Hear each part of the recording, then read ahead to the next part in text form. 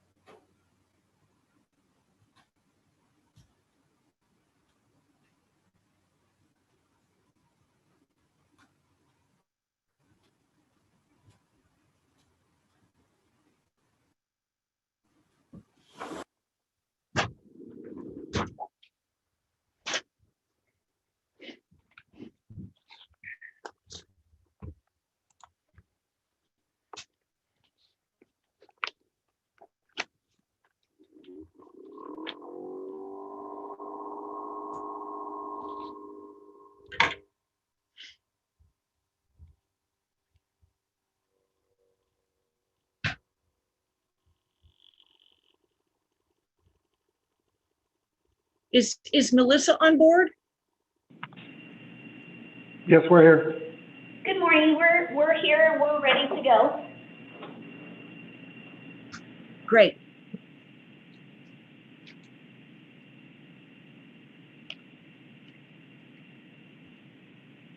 Okay, we're all here. I think we're all here. Like the TUD presenter has a bunch of background noise. So if you guys could mute yourselves, that'd be awesome.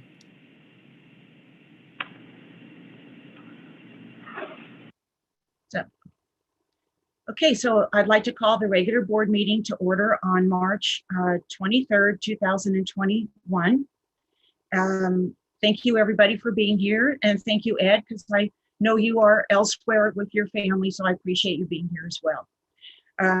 So let's have a call to order, and let us start with the roll call, right, Melissa?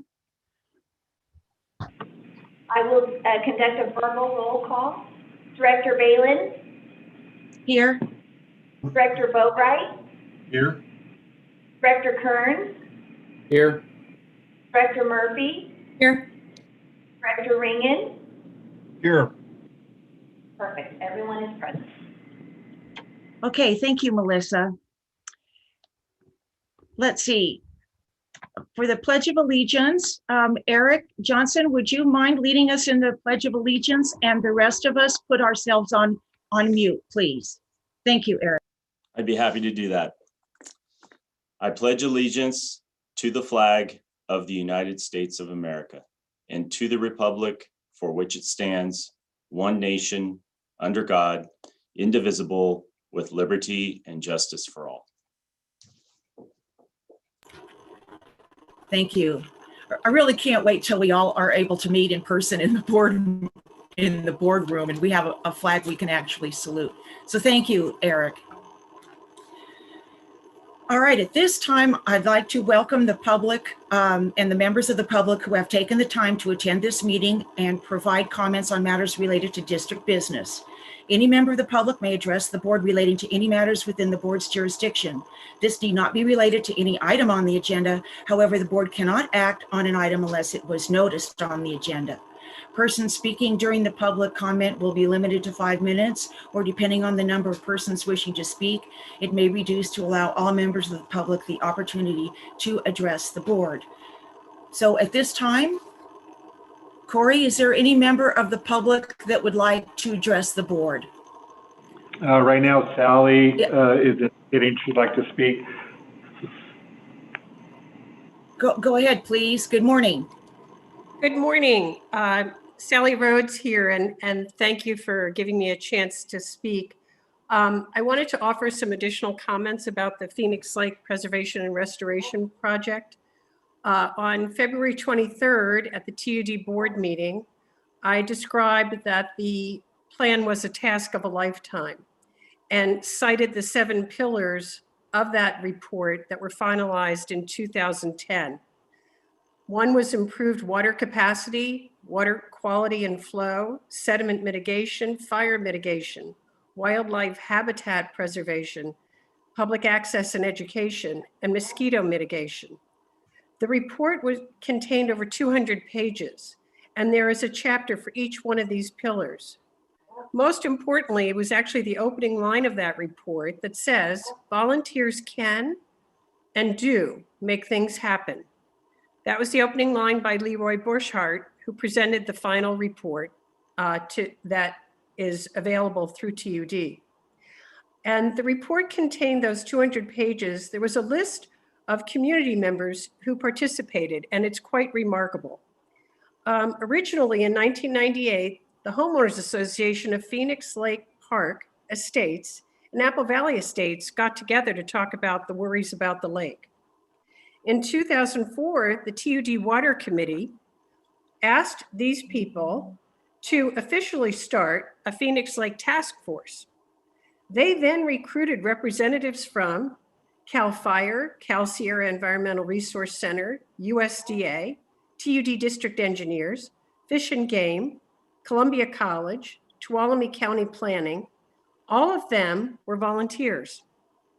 And they worked together monthly at TUD and produced a report in 2010.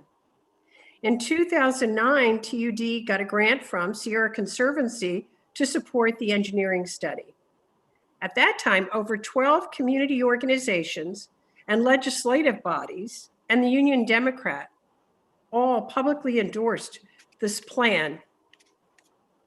12 years later, we're still on the job of implementing the lengthy plan. In the conclusion of their report, this task force admitted that the work would require multiple phases of effort over multiple years.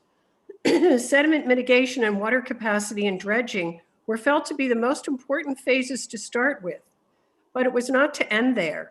No, this was a stewardship plan for a lifetime to ensure the health of the lake. At that same 2023 TUD board meeting, I highlighted our concerns that the job is not almost completed, although this is still posted on the TUD website and the sign on Phoenix Lake Road. 160,000 cubic yards of sediment have been removed last summer, but over 444,000 cubic yards are recommended for removal by Horizon Consulting. Today, I would like to briefly offer comments on an additional area of concern that deserves some emphasis, and that's fire mitigation. With the growing concerns that our winter snowpack is less than we had hoped for, fire danger will rise this summer. The marshlands are a tinderbox of reeds. And in the 1980s, there was a large fire in the Sullivan Creek area. The ability of a marshland fire to jump to nearby trees and dry grass and endanger homes and wildlife is very real. Images of Paradise, California come to mind. The marshland needs channels to act as fire breaks.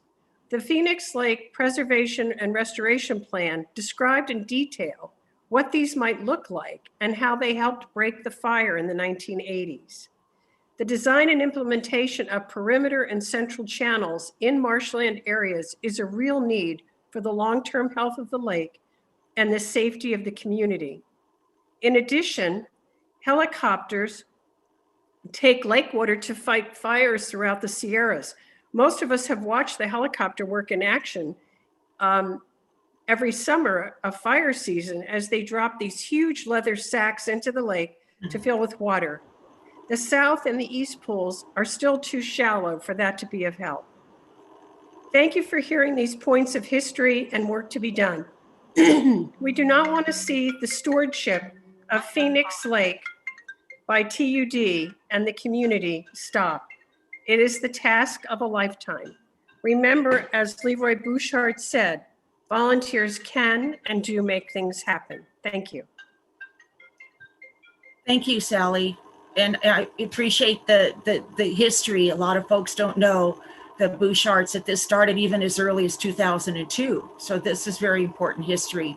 And I know we will be following up on more phases. It's a good time for grants to be coming out, and we certainly have fire reduction. CAL FIRE is just putting out grants. I won't comment too much further because this is public forum. Anyway, thank you. Corey, is there anyone else that wishes to speak? Not that's indicating at the moment, no. Okay. All right, so hearing no other further comment from the public, then I would like to move it on to the consent calendar. Melissa, would you please read the items on the consent calendar? Excuse me, President Balin. Yes. I've got a conflict on one of the items there. My company did some work for one of the items on there, so I'm going to go ahead and recuse myself from the consent calendar. Okay. Point of order. May I ask which item it is? Yeah, it's number 4. Number 4. Number 4. Okay. Thank you, Director Kearns. Balin, did we do a roll call?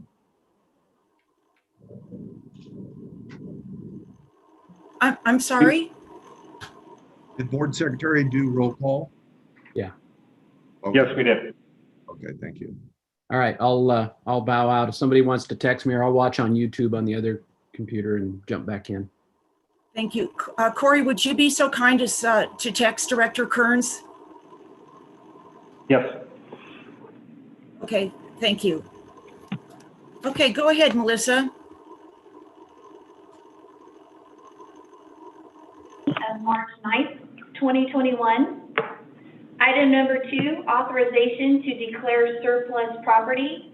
Item number 3, consider authorizing the general manager to execute a construction agreement with Sierra Mountain Construction for the Phoenix Dam Spillway Rehabilitation Project and authorize staff to approve construction contingencies of up to $45,000.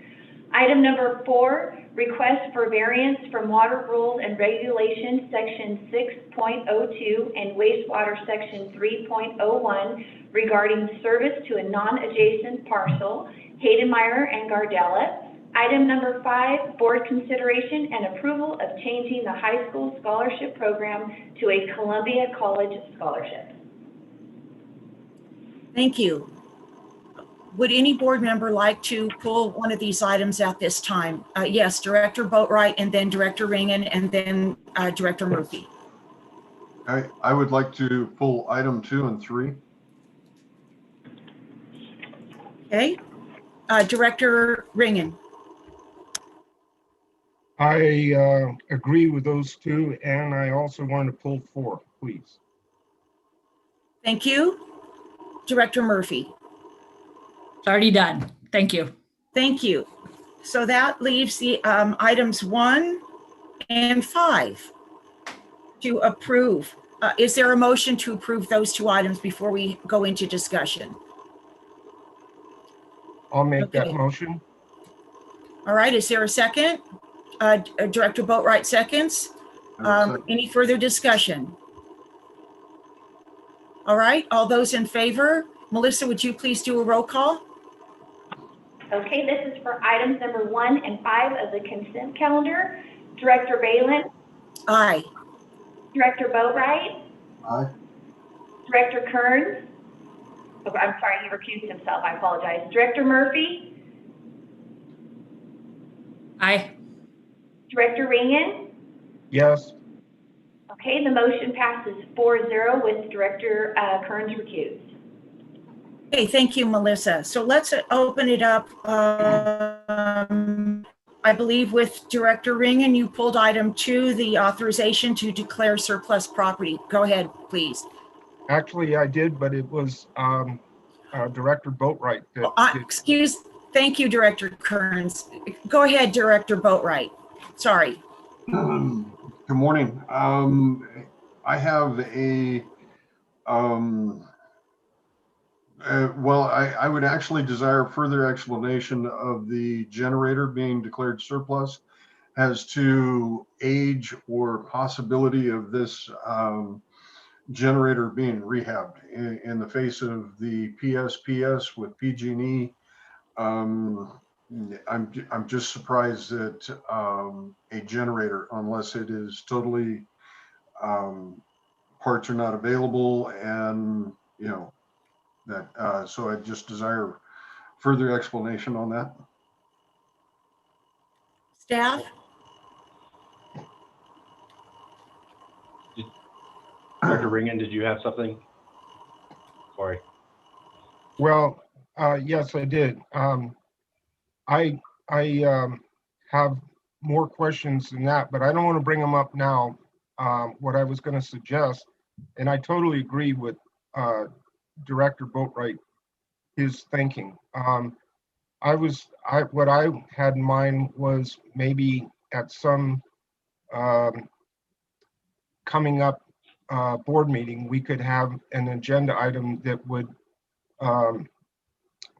we would be able to have a discussion over how that surplus property situation works, and what the dollars involved. And I think that it would be very helpful if the board actually had a chance to meet the two fellows that work out in the shop that do such an incredible job keeping all this equipment running. So, and I know that they keep a tight ship out there, and they're really good at what they do. So, at any rate, that's my suggestion. Okay. Dr. Boatwright, I think I can answer this question, although I'm not able to pull up my agenda packet, see specifically which generator that is. But, you know, more than likely it's a generator at one of our critical facilities that's well over 20 years and problematic, and has given us fits over the last couple of years. And we've since replaced it with a new generator. And so, like all the other equipment, the mechanics think it's worth to auction off versus continue to maintain. Money better spent. All right, thank you. You're welcome. Any further comment, Director Boatwright, on that item number 2?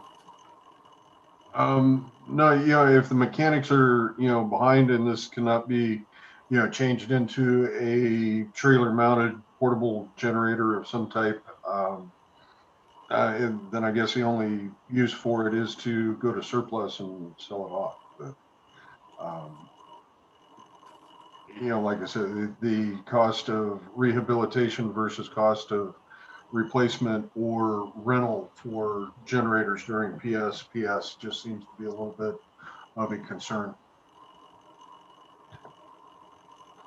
Thank you. Director Next Boatwright, item.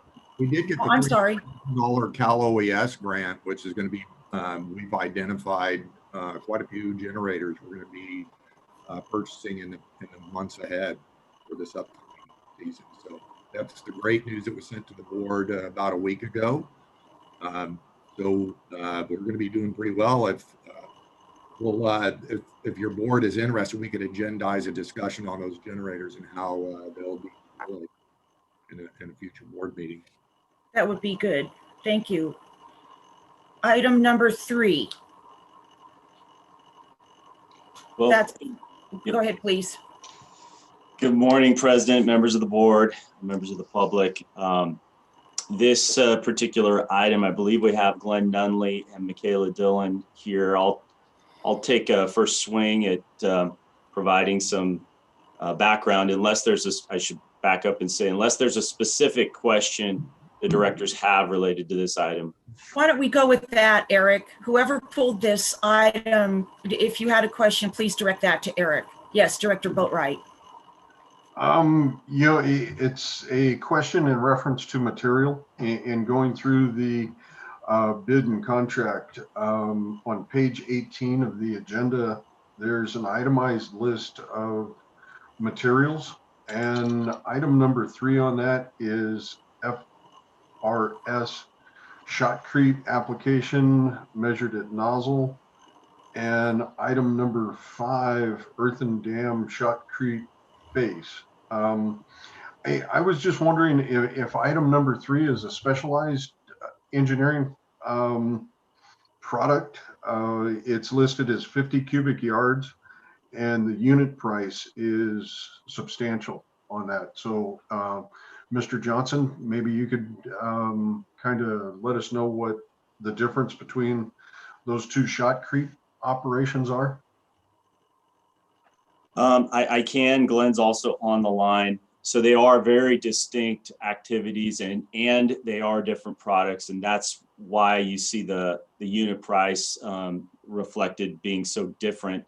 Number 3 is fiber reinforced, a shotcrete application, I believe, and that's specifically for the spillway structure, and it has a very tight specification that was developed by Condor, our consultant, and approved by Division of Safety of Dams, and it's going to be applied on not a vertical but a near vertical face, and will be built up on the spillway, and it has to be very durable to handle the water flow in the winter over the spillway. The number 5 earthen dam shotcrete face is more of your wet shotcrete that we have used historically here at the district. It may or may not have fiber in it, but it's a different process. Number 3 is a dry process. It's mixed at the nozzle, and not every contractor has that kind of equipment.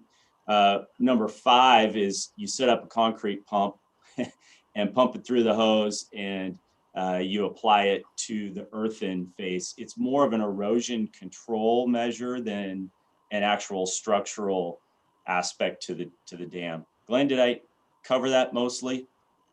Yeah, quite accurate. The shotcrete is a very for the spillway structure. It's a very specialized mix that we don't normally use. Has a high strength and definitely a durability, and approved by the DSOD for that application. And the shotcrete on the dam face, you're right, it's for erosion control again, required by the DSOD. And it doesn't have to meet those rigorous specs for the spillway. All right, very good. Thank you. I have no further questions on this item. Yes, Director Ringen. Okay, I don't want to really get down in the weeds on this, but I also looked through that list and the things that are going to be done. And my question is, and hopefully can be answered in about one sentence or a yes or no, that when that preparation work on the dam is being done, I did not see anywhere in there about what's going to happen to the chipped off material. And I was just wondering, hoping that that's in the job description, and that we're not going to get ourselves into some kind of environmental problem because it's left to be in Sullivan Creek. Yes, the stripping and chipping that you see described there will be contained. It won't enter the water course. We do have permits associated with this that are very, very strict to that aspect, and their cost reflects that level of effort. In addition, we will have a full-time inspector on site during this process, because the surface preparation is one of the most critical aspects of a good quality shotcrete job. So the answer to your question is yes, we will be containing all the chipping material.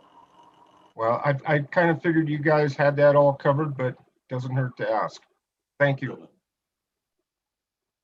Any further questions, Director Ringen, on that one, or Director Boatwright? Are you guys okay? Yes. Okay. I have no further questions. Thank you. So then let's go to item number 4, request for variance from water rules and regs on a non-adjacent parcel, Haydenmeyer and Gardella.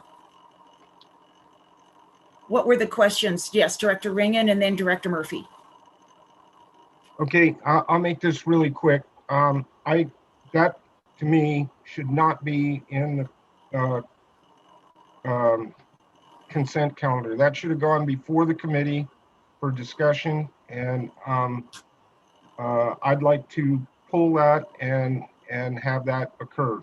Have it go to the proper committee and then to the full board for complete discussion. That really concerns me. What's going on there. So I'd like to know a lot more about that. I'll bet there's other board members that would too. So I'll leave it at that. I can answer that, Director Ringen.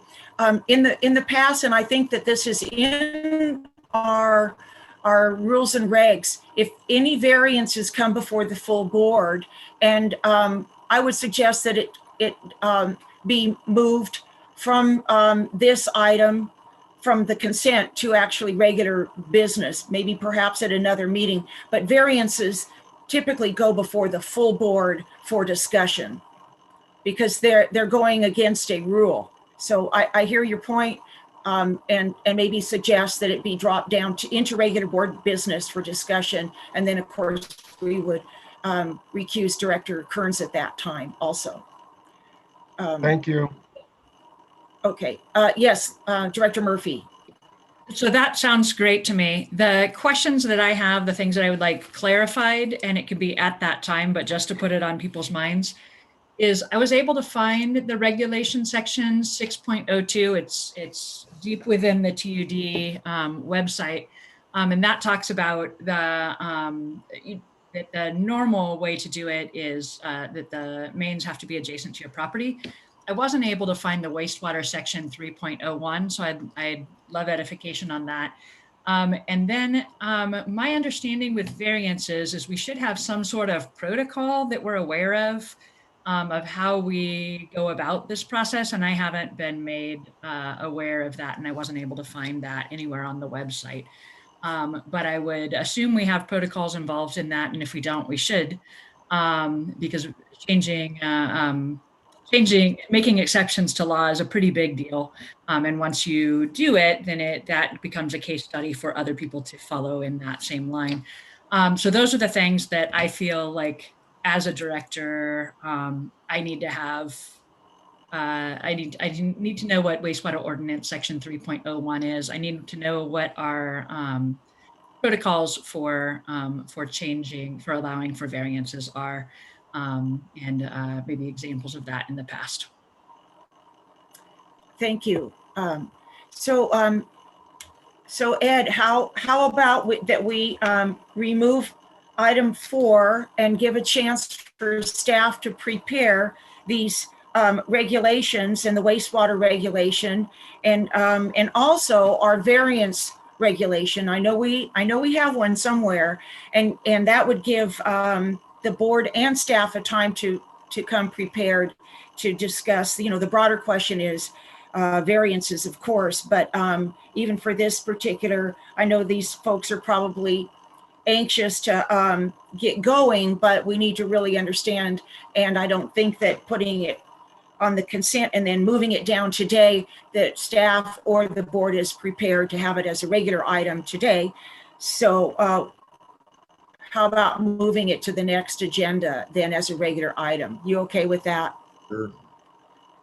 But this item was put on the consent in a discussion between the board president and I. So I think the variances are very rare, but they do occur, and they are cited in the water rules and regulations of the wastewater. But if your board would like, we'll bring back this on another date. We'll have a little more information about what are variances, frequency of variances, so you have a little more background and context. Yeah. Okay. I'm happy to prepare a presentation that describes the protocols. I certainly recognize it's precedent setting or potentially precedent setting.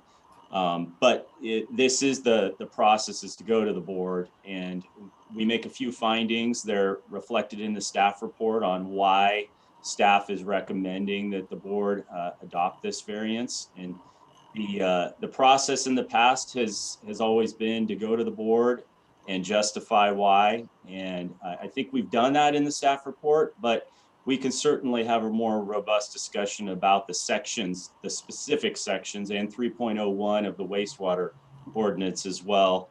Hopefully at the next board meeting, because there are folks out there that are ready to move forward. Okay, very good. Sounds good. Thank you. That sounds good too. Thank you. Director Boatright. I have a point of order question, and maybe that can be added to that, because it sounds like possibly a little bit of education for new board on variance procedures. And I would also like to know a little bit more about the procedure for contracts under consent calendar versus a regular agenda item for discussion. And that be added in there as well too. So just, for education wise, knowing how it's determined whether it'll be under a consent item or a regular board item. Thank you, Director Boatright. I think that's an excellent idea. It's really always good to have a refresher, especially when an item like this comes up. And I apologize when I, made it clear that this should come before the board and that it's on the consent calendar, but I do, it is a good idea to bring it for full board discussion because we have a new board, and also be very mindful of folks being anxious to move forward with their project as well. So Eric, if it's, and Ed, if we can put this on the next available agenda, then I think, and then with a larger discussion about variances in general and how they occur, and how they do set a precedent, that would be terrific. And so if we can just scrap the item, postpone, put it on the agenda for the next available meeting. And then is that acceptable to all of us? And if it is, then I am requesting that we vote on the consent calendar items number 2, 3. Well, it would be 2 and 3, and that way we can bring Director Kearns back in the room. So is there a motion? And I'm assuming that this is acceptable to all of us. Is there any discussion that it's not acceptable? Okay, then I'd like a motion to approve items 2 and 3. Make that motion. Okay, and I see a second hand. Thank you, Director Ringen. Director Boatright, you second that? Melissa, will you call for the vote? Oh, I'm sorry. Okay, Melissa. Okay. On items 2 and 3 of the consent calendar, Director Balin, Aye. Director Boatright, Aye. Director Murphy, Aye. Director Ringen. Yes. Okay, motion passes 4-0 with Director Kearns recused. Thank you. And Corey, I'm sure you're already texting Director Kearns to rejoin the meeting. Thank you. Yep, I'll give just sent that another, okay. We'll wait a little bit before we move on to regular business. Director Balin, it gives me a quick opportunity to kind of close the loop on that generator. I found the note from Jimmy Hockett, our foreman in the fleet division. So, Director Boatright, it was a 1988 Winco out at Apple Valley. The old Apple Valley sewer lift station has been underwater. The generator itself has been underwater a couple of times. Has a blown head gasket, and we're not sure the windings are good enough to create a generation anyway. So we're just getting rid of it. All right, thank you. Yes, that makes a lot more sense now as to, what has caused the, basically the replacement and the surplusing of that unit. Thank you. Right. Perhaps we could put a little note in the future about justification for these surplus items. Good idea. Yeah, that would be helpful as well. Thank you. Thank you. Thank you, Don. All right, with that, we'll move on to regular business. And Melissa, would you please read the regular business, please? Okay, item number 6, consider authorizing the general manager to execute an agreement regarding construction and transfer of water main line extension to serve the Bank of Stockton project, Minor Joaquin Building Corporation. Thank you. All right, any board member like to comment on this item? Yes, Director Ringen. Okay, I read through this agenda item several times, and I don't understand how this is going to work exactly. The idea of it, I'm not against, I believe, but there was 3 connections for 3 different properties, and things are being changed around and turned into what looks like just one, but I couldn't really make that out completely off the maps and the information. So one is, because those were 3 separate homes that were all destroyed, and is the billing up to date? How is all the bi-monthly fees been paid for the hookup? And if so, and I understand that the consumption has already been paid by those 3 property owners prior, but because there's 3 separate accounts there, does that mean that the Bank of Stockton will be paying 3 times the bi-monthly normal fee?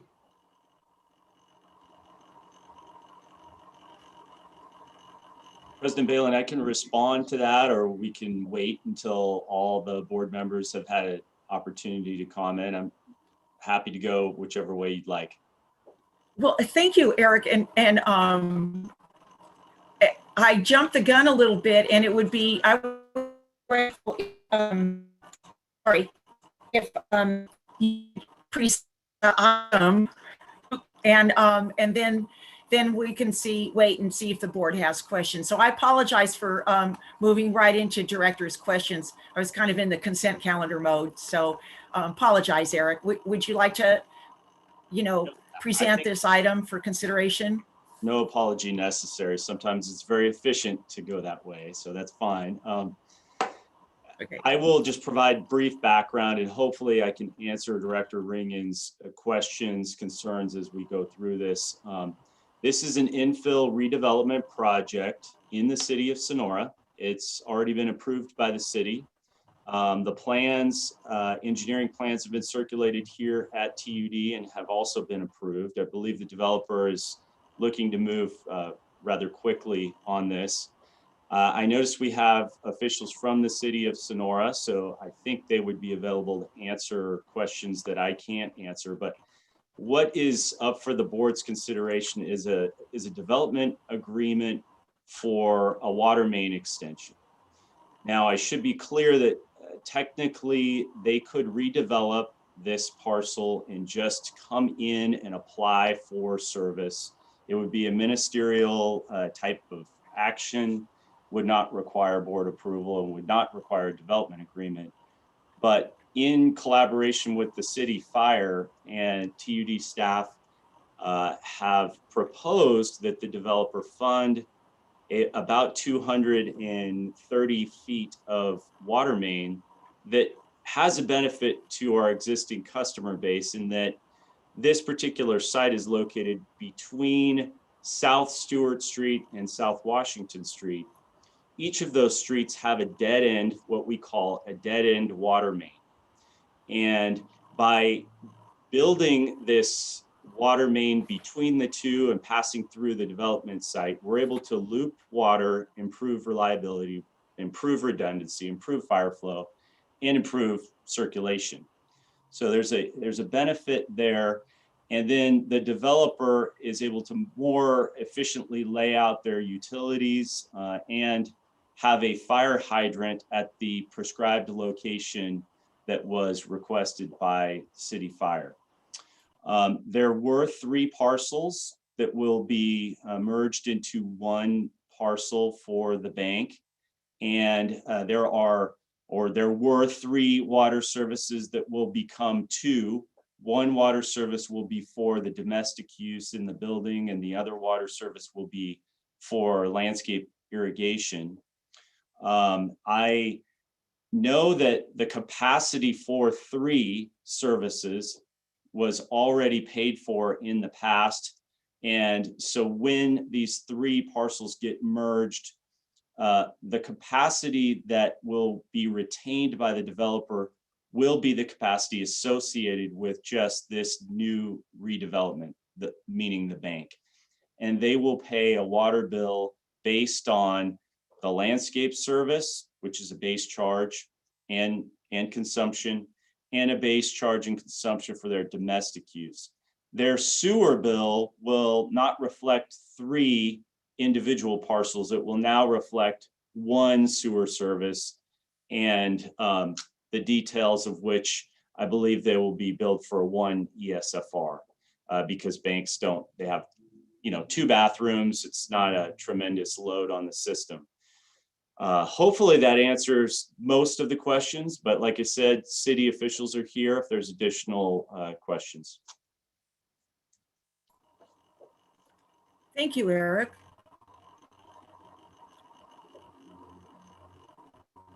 Any further questions or discussion from the board?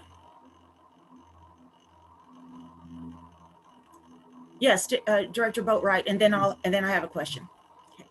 Mr. Johnson, maybe you can just elaborate a little bit further since we're consolidating and reducing the number of wastewater connections to the collection system. Will those in this agreement, are those to be properly abandoned and consolidated? And the map didn't show which way the sanitary service was going to be connected. They will be abandoned. If they are not abandoned, then the developer would have to continue to pay their base charge for that service line, even though it wouldn't be used. So yes, they will be properly abandoned. And I could share screen, but in your agenda packet, you have, it's on page 46 of the entire agenda package. You have the exhibit map and the sewer service that will be constructed. This will be a new service, so they're going to be abandoning the others. Will be coming into South Stewart Street and flowing, I guess you would call that to the northeast. Hopefully you can see that. Yes. Oh, all right. So I apologize. I see that now as far as a connection to the collection system, and just, wanting to make sure that the proper abandonment, so there's not some future tie-in of a storm drain or something like that to our service. Thank you.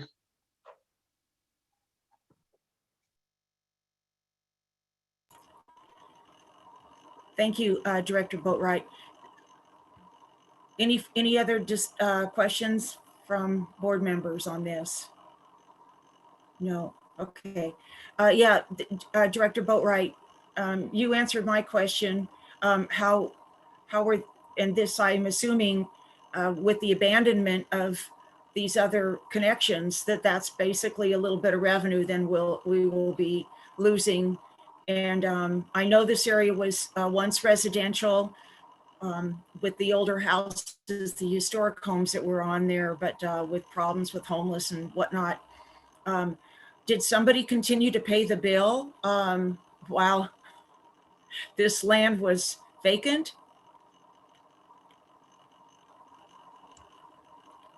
I don't have an answer for the board in regards to the current billing status, nor do I think our finance director had anticipated that question.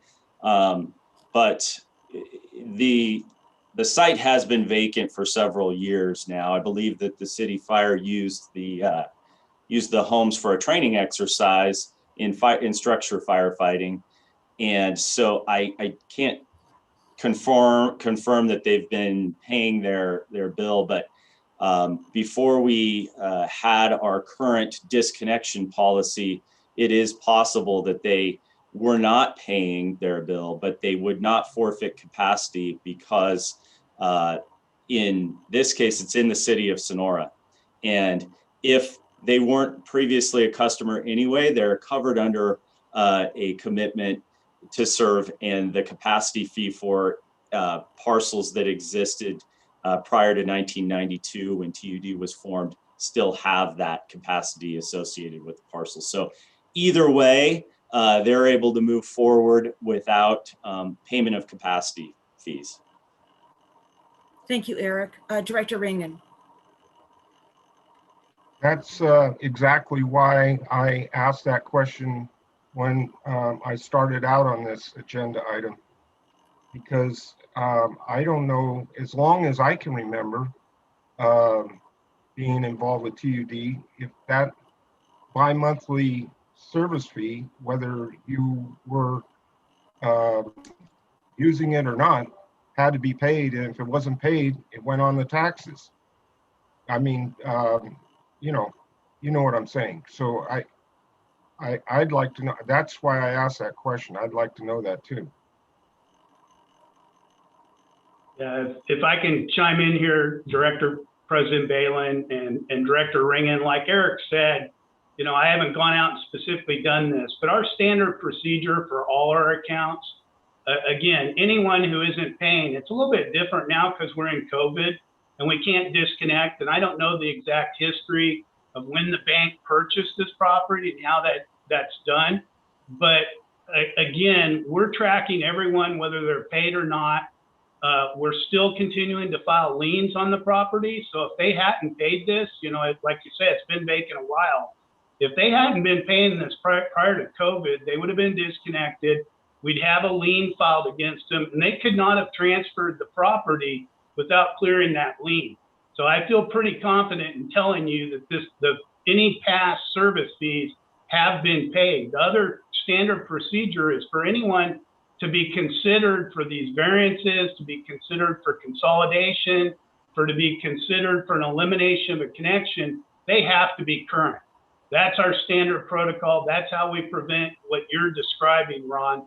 And the only other clarification, Eric, when you talked about this, will they have a separate fire account? Because a lot of these buildings here, so in this case, Eric said we're going from 3 to 2, but really if they'd have the regular water, they would have the landscaping, and they also have a fire service. So we're losing a very minor amount of revenue because we will have a separate fire service account in that as well. But I assure you, we wouldn't even be to this point if there was any kind of significant past due fees out there. But I will verify and can come back in future. Thank you. I can verify very quickly. Fortunately, we have staff that are watching the meeting that all their bills are current. Thank you, Eric. Good. All right, Director Ringen, any further discussion before I open it up to public comment? And thank you, Steve. Thanks for that explanation. Yeah, no, I have no more. They answered my questions. Thank you. Thank you. Well, I'll open it up to public comment. Corey, would any of the public like to comment on this item? Not that's being indicated at this moment, no. Great. Yes, No, hi. we do have. Hi. So for those that don't know me, I'm Rochelle Kellogg. I'm the Community Development Director for the City of Sonora, and I just want to make it, everybody know this is an important project for the city. They've gone through all the approval processes that were required by the city. They worked with Eric and your staff to solve a problem at that location, including making it better for TUD and the adjoining property owners. We strongly urge you to support the project. And it has actually changed hands twice. It was the original owners that owned the homes, sold it to another party before it was purchased by the Bank of Stockton. The parcels have already been merged, and all of their permits have been issued by the city, including their grading permit. They are ready to go, and we urge you to support this project. And I can answer any questions if you have any. Thank you. Really appreciate you being here, Rochelle. Thank you. You're welcome. With that, any further comments or questions from the public? Director Murphy just had her hand up. Oh, thank you. Director Murphy. I just have a question for my own education and edification, or actually it's a clarification to make sure I understand this correctly. So, and it's just in the process of this, it's not specifically. So my understanding from what both Steve and Eric said, right, that if, and I understand that the bills are all paid up on this and we're all good. But I just want to take this opportunity to make sure I understand this correctly. If a property changes hands, bills all have to be up, have to be paid. If the new property owner is choosing not to use all of the hookups that were in existence on the like on this, there were 3 properties that were moved, so they had 3 sewer and 3 water. When that gets consolidated into one parcel, there's a proper protocol to go through to abandon the ones that you don't want, and to retain the ones that you do want. And those are the ones that you continue to pay for service on. If in the future, it's again, not specifically this property, but if in the future a property then determines that they want additional hookups, at that point, do they then pay the like starting from scratch hookup fee, or how does that work? That's a great question. You're getting down into the nuances of what makes it very difficult it makes it challenging to keep historical records of all properties. This issue has come up numerous times, and currently, if, let's, for sake of discussion, say Bank of Stockton came back and said, we're going to turn this into a fast food restaurant. There's already a drive-through banking lane, and we're getting out of the banking business. What was, let's say, 3 ESFRs, equivalent single-family residential capacity associated with the 3 individual, when it got consolidated, and I don't have the agreement in front of me, let's just say it's consolidated and now they have 1.2 equivalent single-family residential connection capacity. We are not holding 3 in perpetuity for them. With this redevelopment, their new basis will be reset to their current level of use. And that's what their billing will be based on. If they decide to change use and they go up and they need more capacity, they're going to have to pay the then current capacity fee to buy in at the higher level. Hopefully that answers the question. Super. Thank you so much for that clarification. Thank you, Director Murphy. Corey, any more comments from the public? Not that's indicated, no. Thank you. Hearing none, then, and if the board has no further questions on item number 6, then I'd like to call for a motion from any director. I'll make that motion to authorize the general manager to execute an agreement regarding construction and transfer of water main line extension to serve the Bank of Stockton project, the Minor Joaquin Building Corporation. I'll second that. Thank you. It's been moved and seconded. Any further discussion? Seeing none or hearing none, then Melissa, will you please call for the vote? Okay, this is on item number 6 of regular business. Director Balin? Aye. Director Boatright? Aye. Director Kearns? Aye. Director Murphy? Aye. Director Ringen? Yes. Okay, motion passes 5-0. Thank you.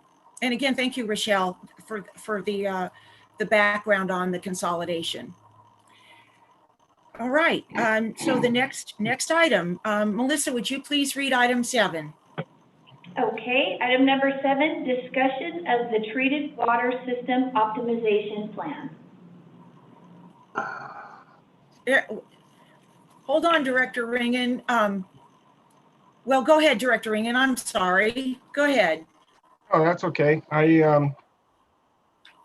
I looked at this for I don't know how long, a long time, and it's very, very involved.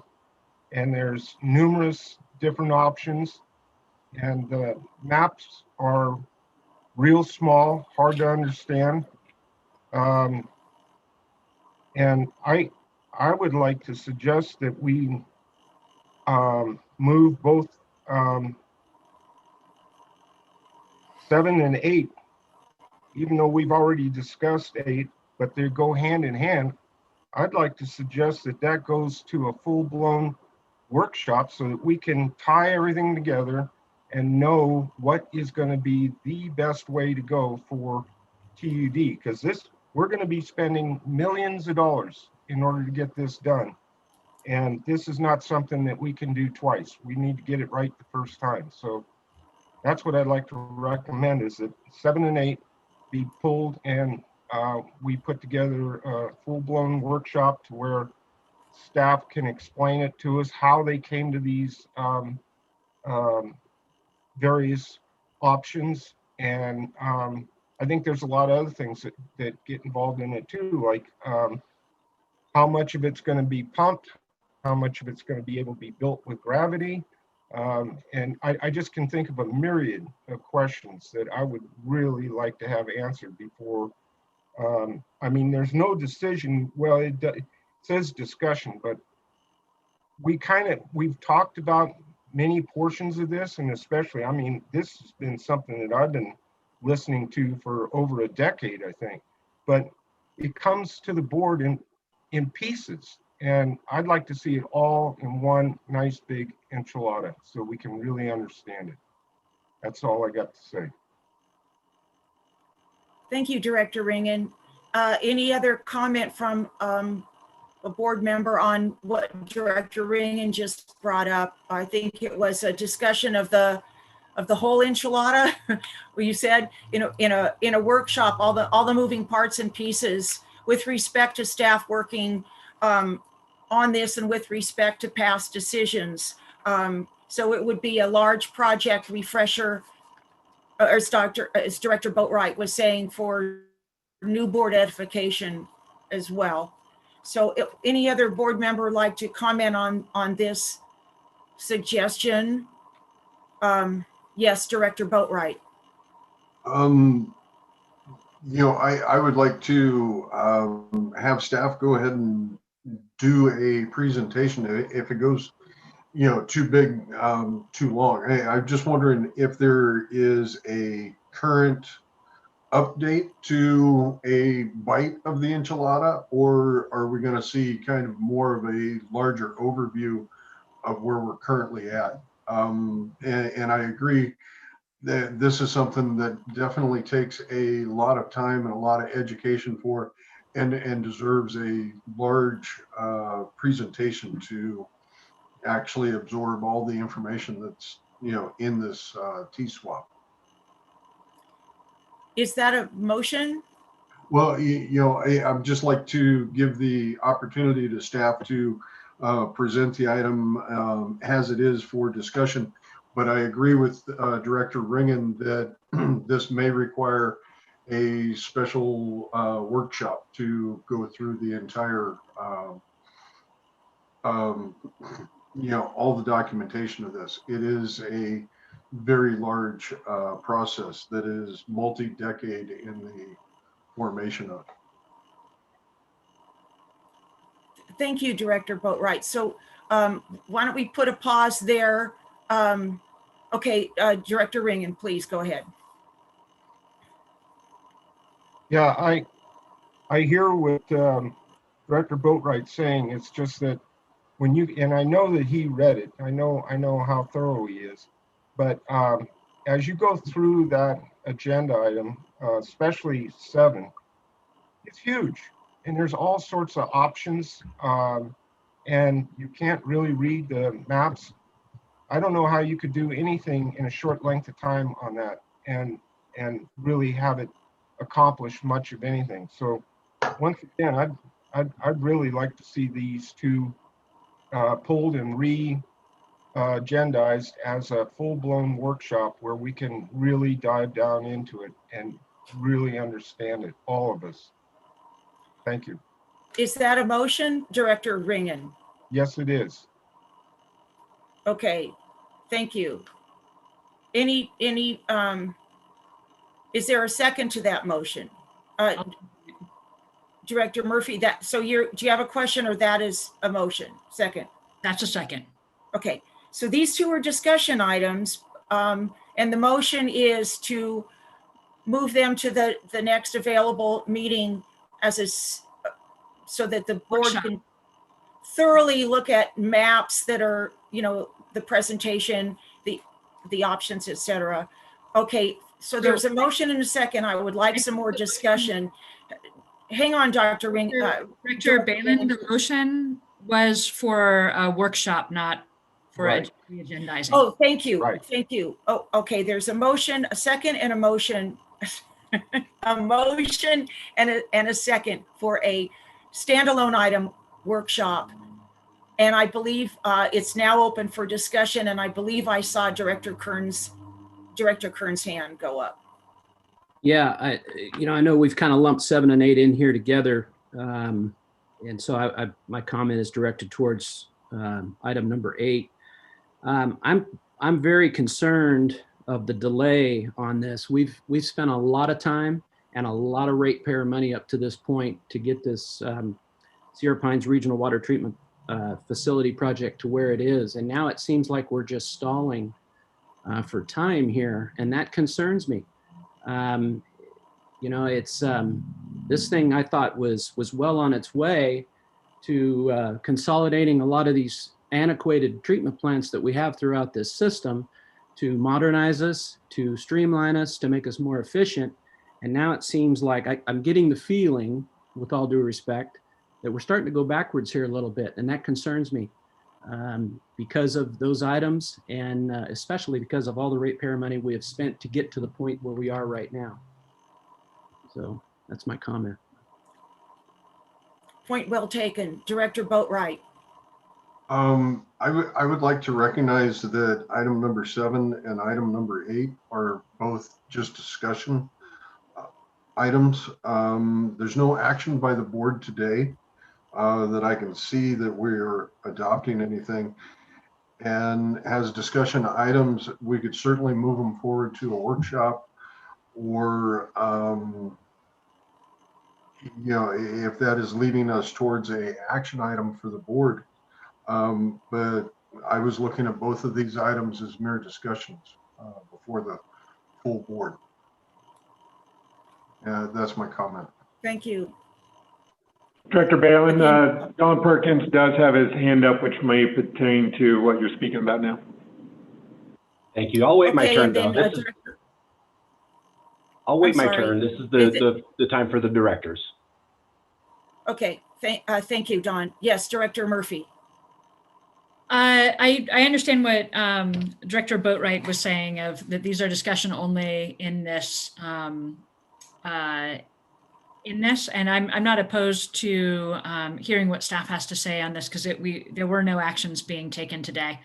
But I do think that the workshop of really, and I hear what Director Kearns was saying, but there was no action that was going to be taken today, so this isn't stalling anything out. And the pieces of this, both for the public and the board, is to truly understand what is happening here, and understanding the benefits and the costs of the consolidation. And also, we brought up a lot of things with the CEQA, with the mitigation, and we were supposed to have, it was supposed to go to committee or to go to workshop when we put that forward, and it just, I'm not sure what happened with that. So this isn't stalling anything out. This is just trying to act responsibly as the board of this public agency. Thank you, Director Murphy. Okay, I just wanted to comment on that.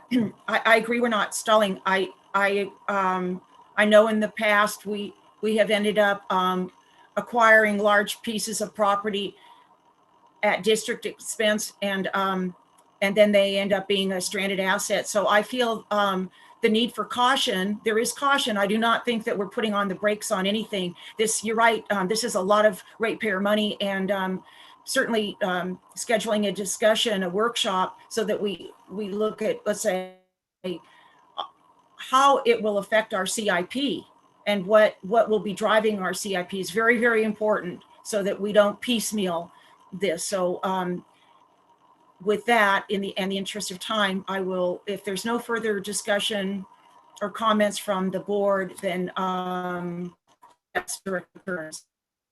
Yeah, I just wanted to say that I do realize that this is a discussion item today, and that's the root of my comment. It seems like it's always a discussion item. It's never, we don't seem to get to the point where we make a decision on this thing. And I'd like to get to that point, and because I believe this is a huge thing for the future of TUD, for the future of our ratepayers, and for the future of our ability to provide good, clean drinking water. And I felt like we were pretty close here at the end of the year, the first of the year, and now it just seems like it went from an action item to a discussion item and maybe a workshop item, and it just seems like we just never get there. So that's my concern. Thank you. Thank you. Okay, go ahead, Don. Thank you. Yeah, so I think I have a comment and maybe a couple of questions for the directors at large, but I'll preface it by, I want to be a team player here on this, and whatever it's going to take to get the board to a point where they're comfortable with making a decision, I'm all for that. But recognize that looking at this panel, I think I'm the one with the most tenure here on this topic, especially. I've seen many iterations of different boards, and they all collectively have had some bits of piece of information. But yeah, one of my questions was for Director Ringen or the board was, how do you see this workshop going? Is it going to be in person or virtual, and that nature? Because virtual just seems to be difficult. I know it's important, and we're all being safe, but these virtual meetings are just difficult to really, I think, deliver the information clearly, in my estimation. So I'll answer that, Mr. Perkins. I totally agree with you. I am zoomed out. I don't know whether there's an inexpensive way to put dividers on the dais and then have social distancing in the boardroom. If that's not going to work, then we'll just have to try and do the very best we can by a Zoom meeting. But I would just then ask that, we have which I know you guys would do anyways. I mean, you always do, but have some, like the maps, have it on a, that will fill the whole screen, and we can actually go through what the various options are, how those options came to be. And I think the board can make a decision relatively quick once we really know what we're talking about. But I mean, when you go through that agenda item, it is really confusing, and the maps are hard to read, and there's no real concrete criteria as to what made up those various options. So there is in some cases, but not in all. And I think we need to know that. Director Murphy. Yeah, I think it's, for me, I get a lot of questions about our current water treatment facilities. And we've talked about that. I think we definitely talked about that in the outreach meeting. The public wants to know these things as well. And I think that is the benefit of Zoom, is it becomes a recorded document that then folks don't have to be able to be here in the meeting time. And if we're trying to do something, in person, like with the sewage treatment plant, we only had one member of the public come along because we had limited the spots to 5, and I'm not sure what happened with the other 4 people. But it's very, very limiting on as far as how much of the public can use it as an educational piece. And I think people do want to understand the water, our existing water treatment plant, want to know the vulnerabilities of it, want to understand why consolidation makes sense. And I think that this is an amazing opportunity to use a public workshop that gets recorded and is available online then after that for people to access to really understand our water systems.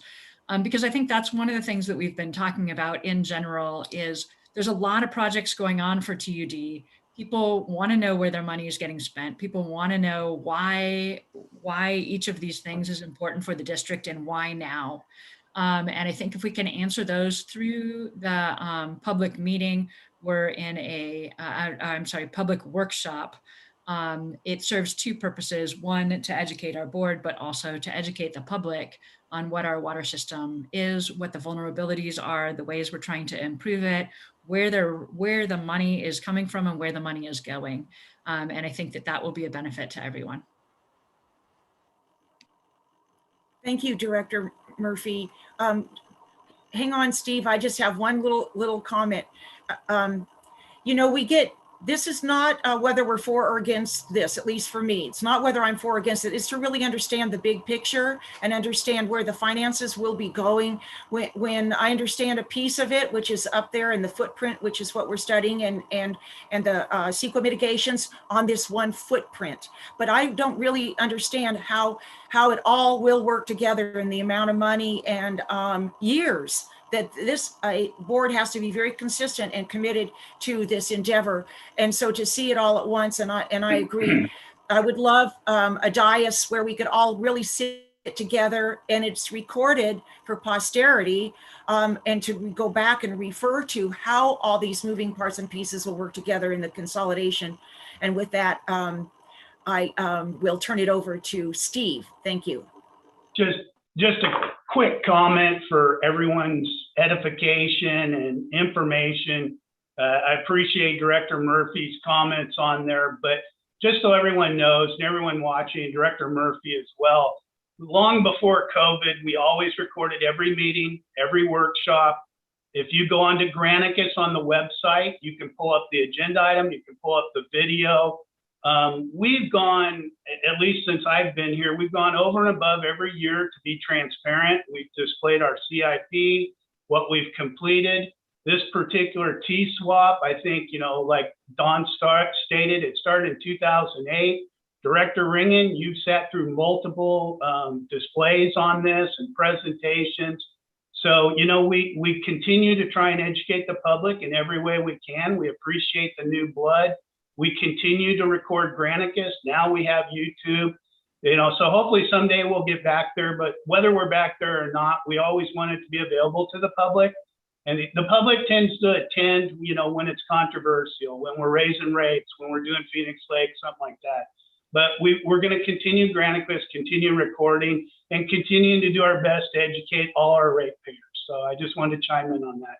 Thank you for asking, though. Great. Good explanation, Steve. Thank you.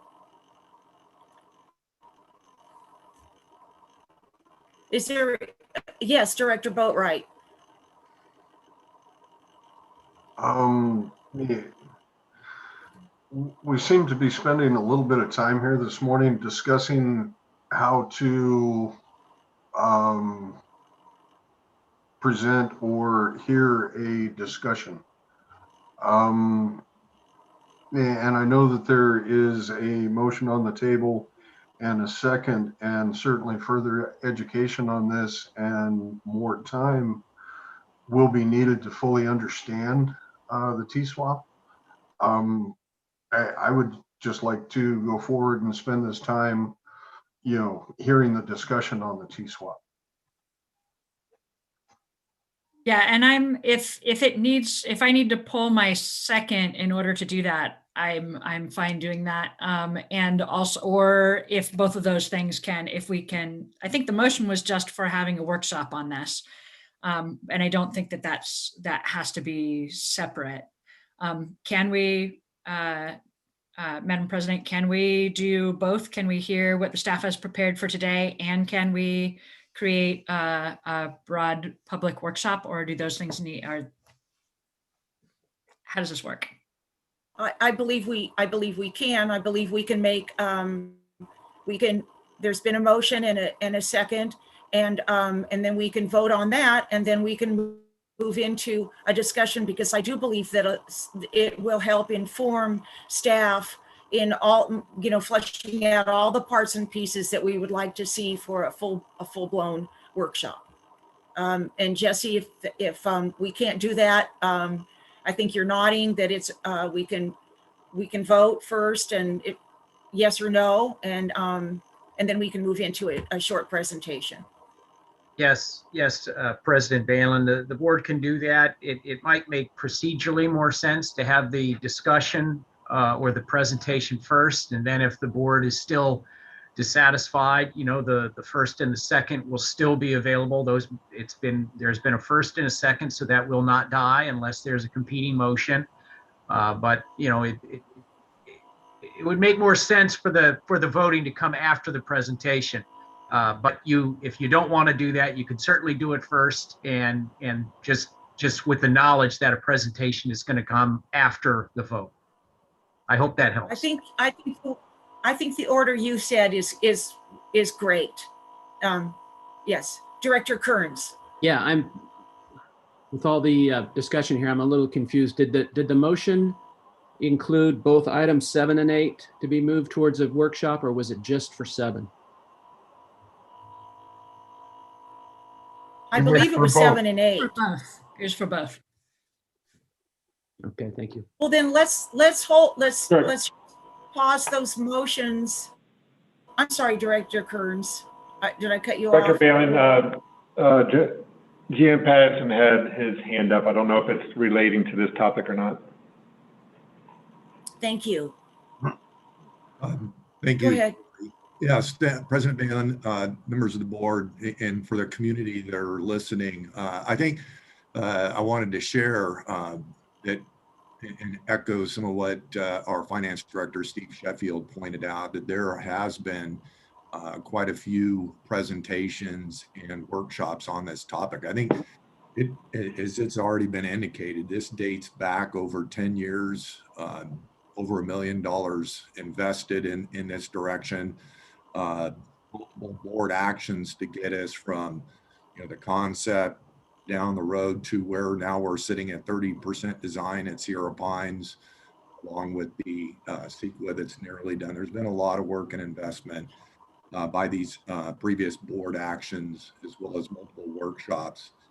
I do want to echo, staff is a team player. If this board wants to re-engage and go back to re-examining all the previous board actions and see if it makes sense in 2021, we're happy to do that.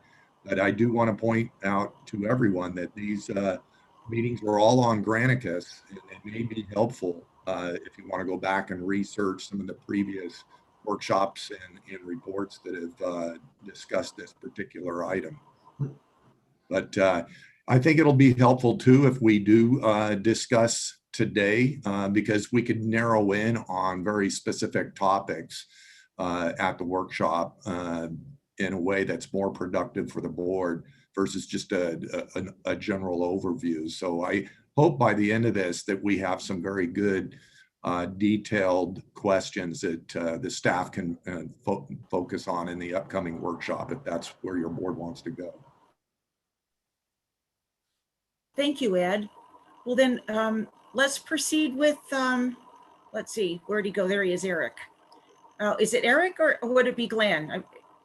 Probably both of you, or?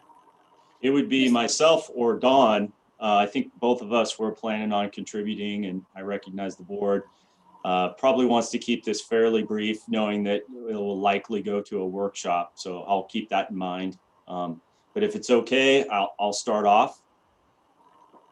Please. Okay, very good.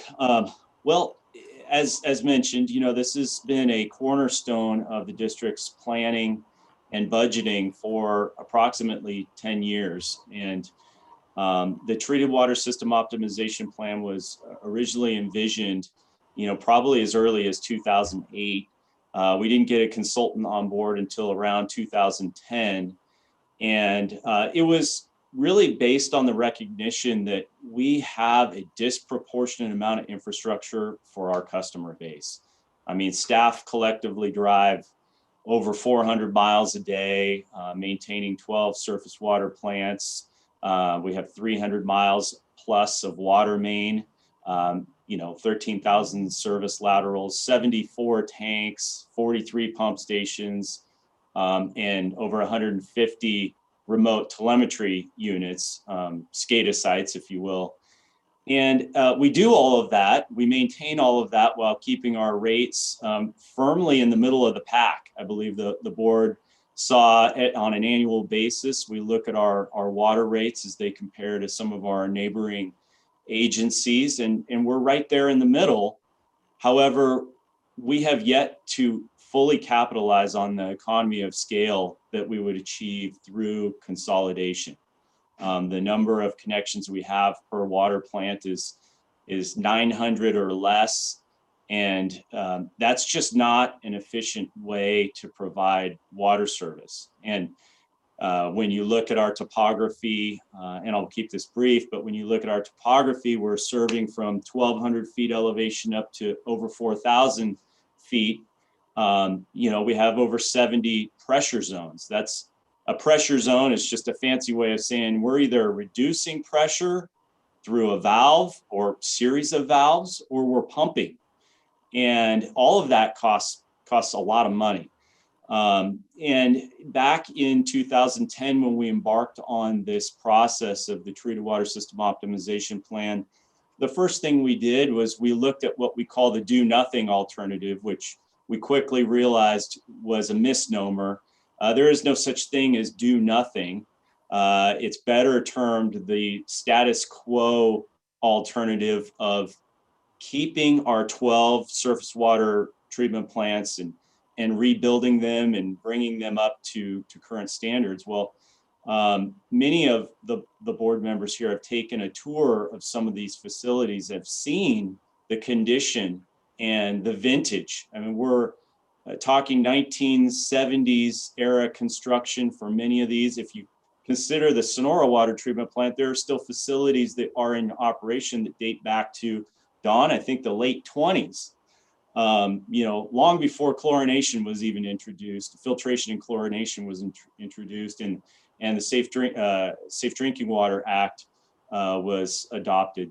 So we have facilities that are performing beyond their intended design. They've exceeded their design life. They are frequently commanding more and more capital investment to maintain, and the regulations are getting more and more stringent. So what I would like to do is share a screen, maybe if that's okay, and show you one of the consolidation alternatives. Let me see if I can find it here. Sorry, it's going to take me a second here, I think, to find this. Just a moment. What I want to show the board is actually the various maps, which, as Director Ringen pointed out, were very difficult to read. So let me get to that here. Let's see.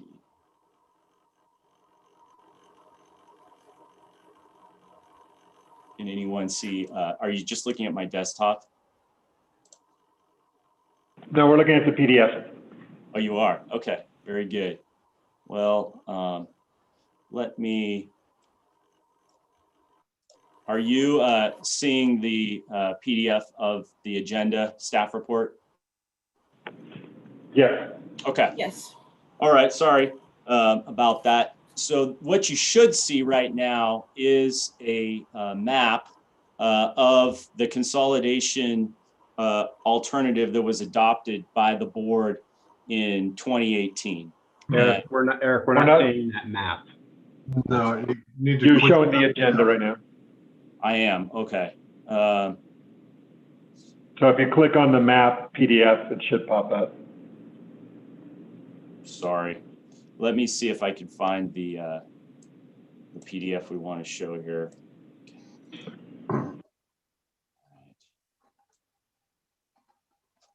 Okay, let me give this another shot here real quick. Apologize for the delay.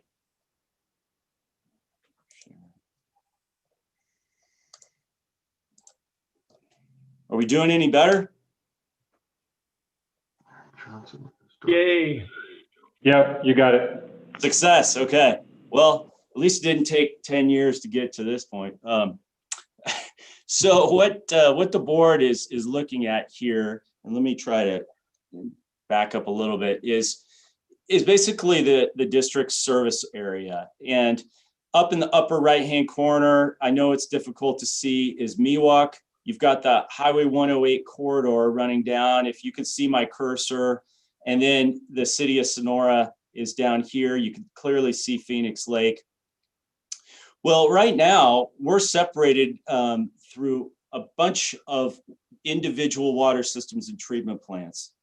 And the consolidation alternatives we looked at all involved trying to consolidate basically either one zone, one treatment plant, and the high elevation that serves everything all the way down to Jamestown, or dividing our area into two zones, an upper zone and a lower zone, what we would call, upper basin being the Twain Harte area and Cedar Ridge and Crystal Falls, all the way down to Ponderosa and eventually Tuolumne and Bonne Grande. And then those areas that are essentially below Phoenix Lake, currently served off of Phoenix Lake, which include, Sonora and Jamestown. And then we had Big Hill and Columbia being standalone systems that were very difficult to consolidate. What you're seeing here is the transmission main system. I know this came up as a subject of discussion before with the board, that we're evaluating the environmental impact of building a treatment facility here, but what does the transmission main system look like? And how would it be phased? And perhaps what are the environmental issues associated with that? Well, I'll tell you, the Sierra Pines CEQA includes this red portion of transmission main and another section that's not shown on this map down Phoenix Lake Road.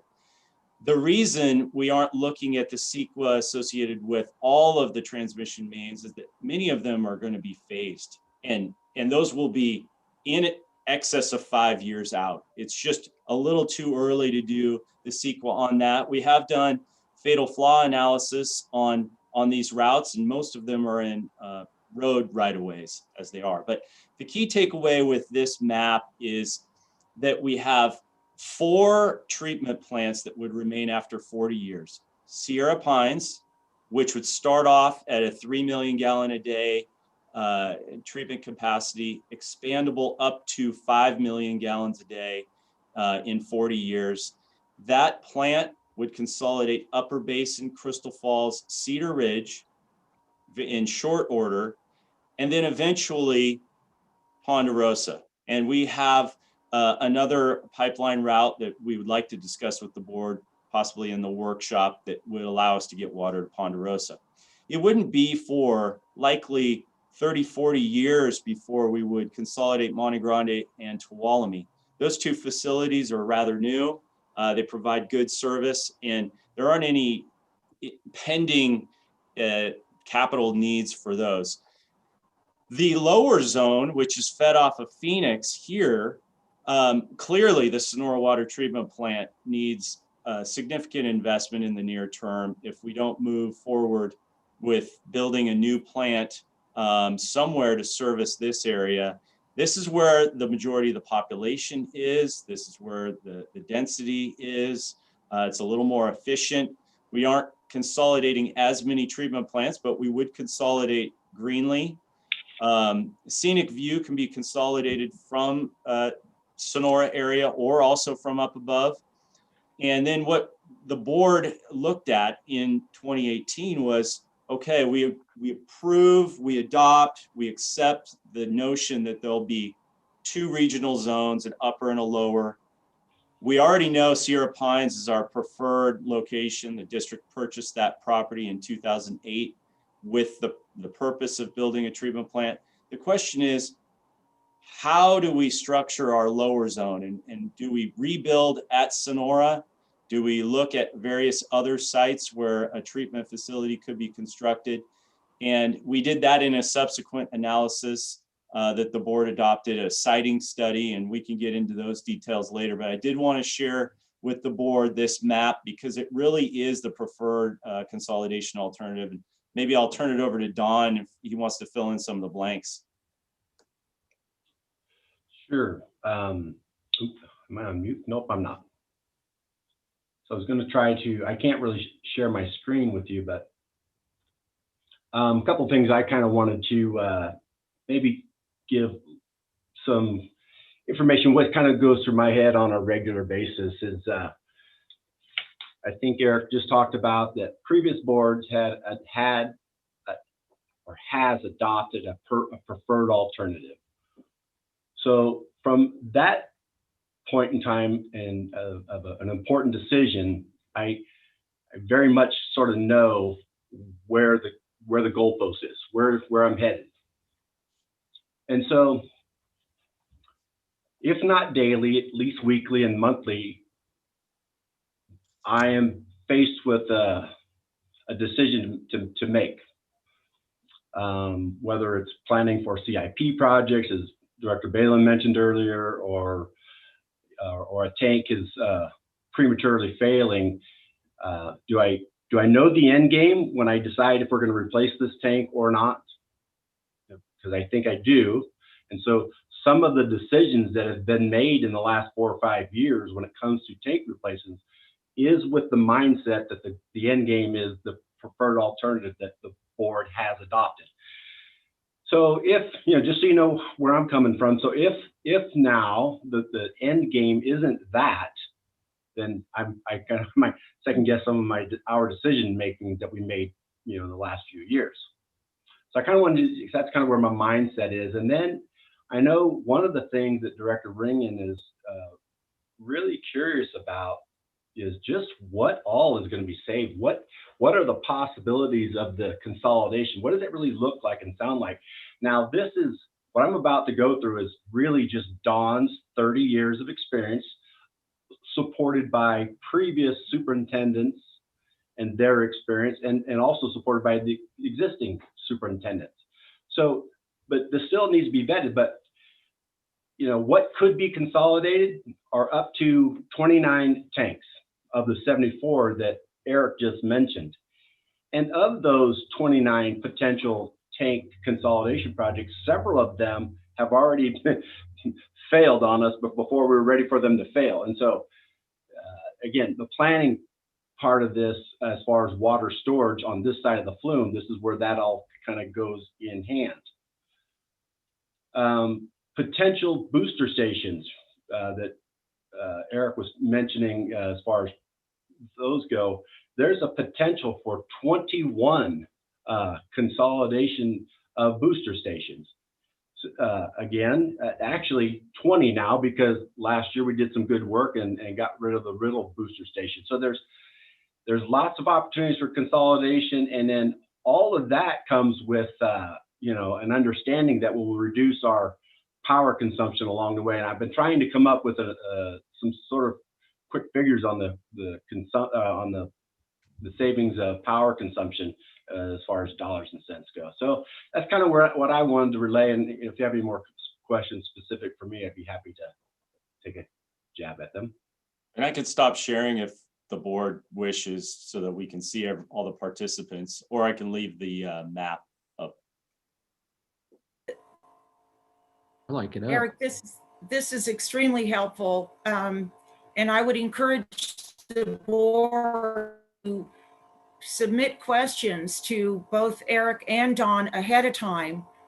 If you have a question, for an example, about the reduction of our energy costs, which Don brought up, which I think is excellent, so the board can really look at the the benefits and really understand them with relationship to long-term planning and the ratepayer dollar. So that's what I suggest, is that we submit, each board member submit their specific questions as we continue through the presentation, if we're still open to that, so that we can, so that the board can make sure that they're dialing in on some of the, staff can dial in on specific board concerns.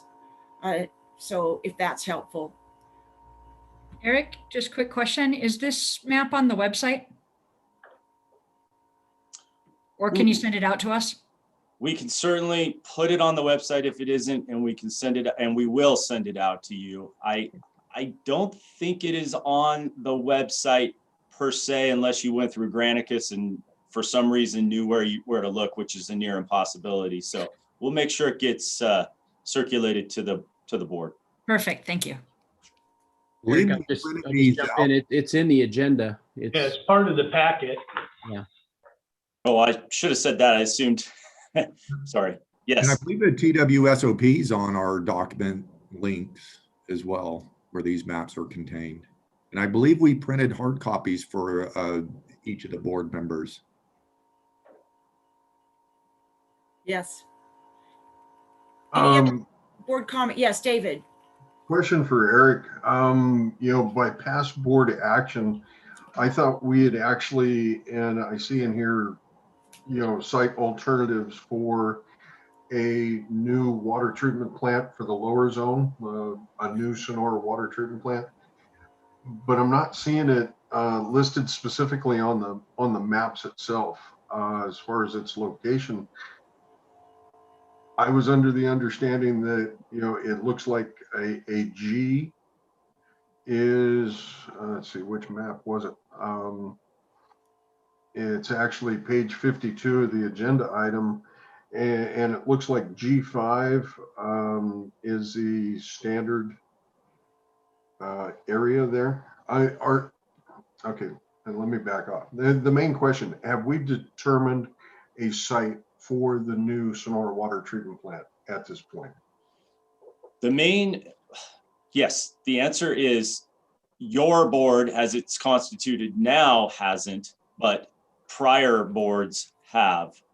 And in addition, I'll just back up and say there were originally in 2010, 7 alternatives.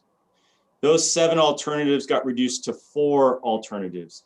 And then we went through and scored those 4 alternatives. And the one you see here came out as the preferred consolidation alternative. After that, the board took a deeper dive into the lower zone in particular, because there was uncertainty as to where the treatment facilities could be located. And based on where the treatment plant is, your transmission system, AKA pipelines, have to change. And because it isn't just the expense of building a treatment plant, it's also the expense of all the interconnecting pipelines that feed into the project and how those could be phased. And so then the board took a deeper dive, and it was in late 2018, they adopted a preferred location for some of the facilities. And that's also somewhat reflected on this map. This was from April 2018, but like I said, the board took a closer look at that lower zone, and there were a lot of factors that went into the sites that we considered: proximity to raw water, proximity to our distribution system, elevation, pressure, and of course cost, environmental and permitting issues. And so we can get into that in more detail probably in the workshop, but yes, the answer to your question. Eric, do you suppose you can zoom in on this map and hover around the location of the preferred location of the new Sonora treatment plant? Well, we do have in the agenda, I could, but I think it's such, the scale on this, Don, is 1 inch equals 4,500 feet. So it's so far out there, it may not be of great value to the board, but in the agenda package, I believe you have a PowerPoint that was delivered to the board about various locations for a Sonora treatment facility. And I think we can get into that in a little more detail later in the meeting. But we do want the board to feel comfortable that, you know, obviously the upper zone, Sierra Pines, it goes without saying. Sierra Pines is right adjacent to the Tuolumne Main Canal and the Section 4 ditch. It is the perfect location for a regional treatment facility to consolidate the upper zone. It was when you get into Sonora that things get a little more questionable, and we can certainly go into that a little later.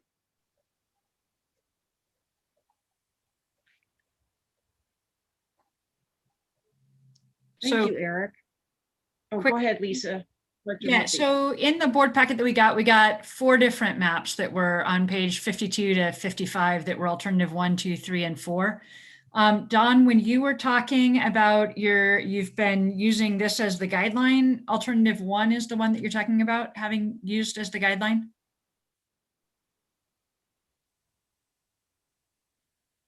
Oh, you're on mute, Don.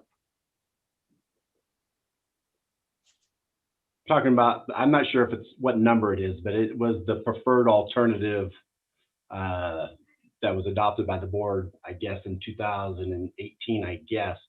But more specifically, Director Murphy, I'm referring to the upper zone and the Sierra Pines treatment plant consolidation effort. Okay. I just between the 4, because 4 maps were put in, and I'm trying to figure out what the difference between the 4 maps is. But the primary thing you guys have been basing current replacements and kind of the timeline of things is the map that Eric is showing right here, which is the alternative number 1.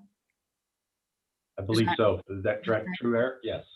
That's true. And I'd like to provide very briefly, I don't want to take up too much time, examples that Don were alluding to. So last year, the board adopted or executed an agreement. We replaced 2 tanks in Mono Vista with 1 tank. Okay. Normally, we would not do such a thing, but we as staff made the decision that it was okay to have 1 storage facility there rather than 2 because the redundancy and reliability in storage would eventually be at Sierra Pines. We also did that with the Zone 2 tank. We oversized the Zone 2 tank when we replaced it several years ago so that we could consolidate the Confidence tank and the Meadowbrook tanks. That was under the assumption that there would be additional raw water and treated water storage at Sierra Pines. So as we cleave things off that are not, you know, these important organs to the overall water distribution system, we have to replace that capacity someplace. And we've been looking at Sierra Pines as that replacement. Excellent. Thank you for the clarity. Thank you. Thank you, Director Murphy. Forgive me, it's hard to see everybody, even though I'm enjoying this map, because I love maps, but it is hard to see everybody. So if I don't call on you, please speak up. We do have, Director Kearns does have his hand raised. Okay, go ahead, please. Yeah, just an add-on to Director Murphy's comments. I believe that first map that shows the new Gardella water treatment plant, Don, that's preferred number 1, correct?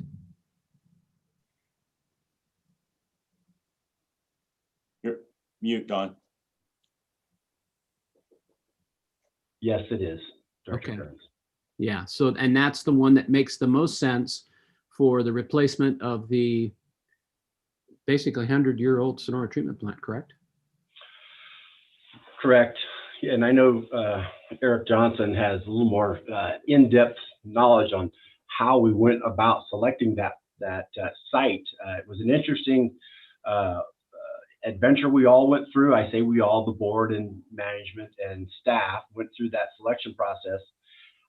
Without going through that process, I personally had a different site selected. It made more sense to me, but when we all went through all of that together collectively, we all unanimously selected this site that's being proposed. So it was an interesting but well-worthy exercise we went through several years ago on selecting that site. Okay, thank you, Don. Thank you, Director Kearns. Director Boatright. Are we currently in property negotiations for any of the properties on the preferred sites? It's on the closed session for your board. That's why I didn't want to go into too much detail here. Okay, and I won't ask the question that I currently had in mind. Thank you. Would you like me to stop sharing screen, President Balin? Yes, thank you.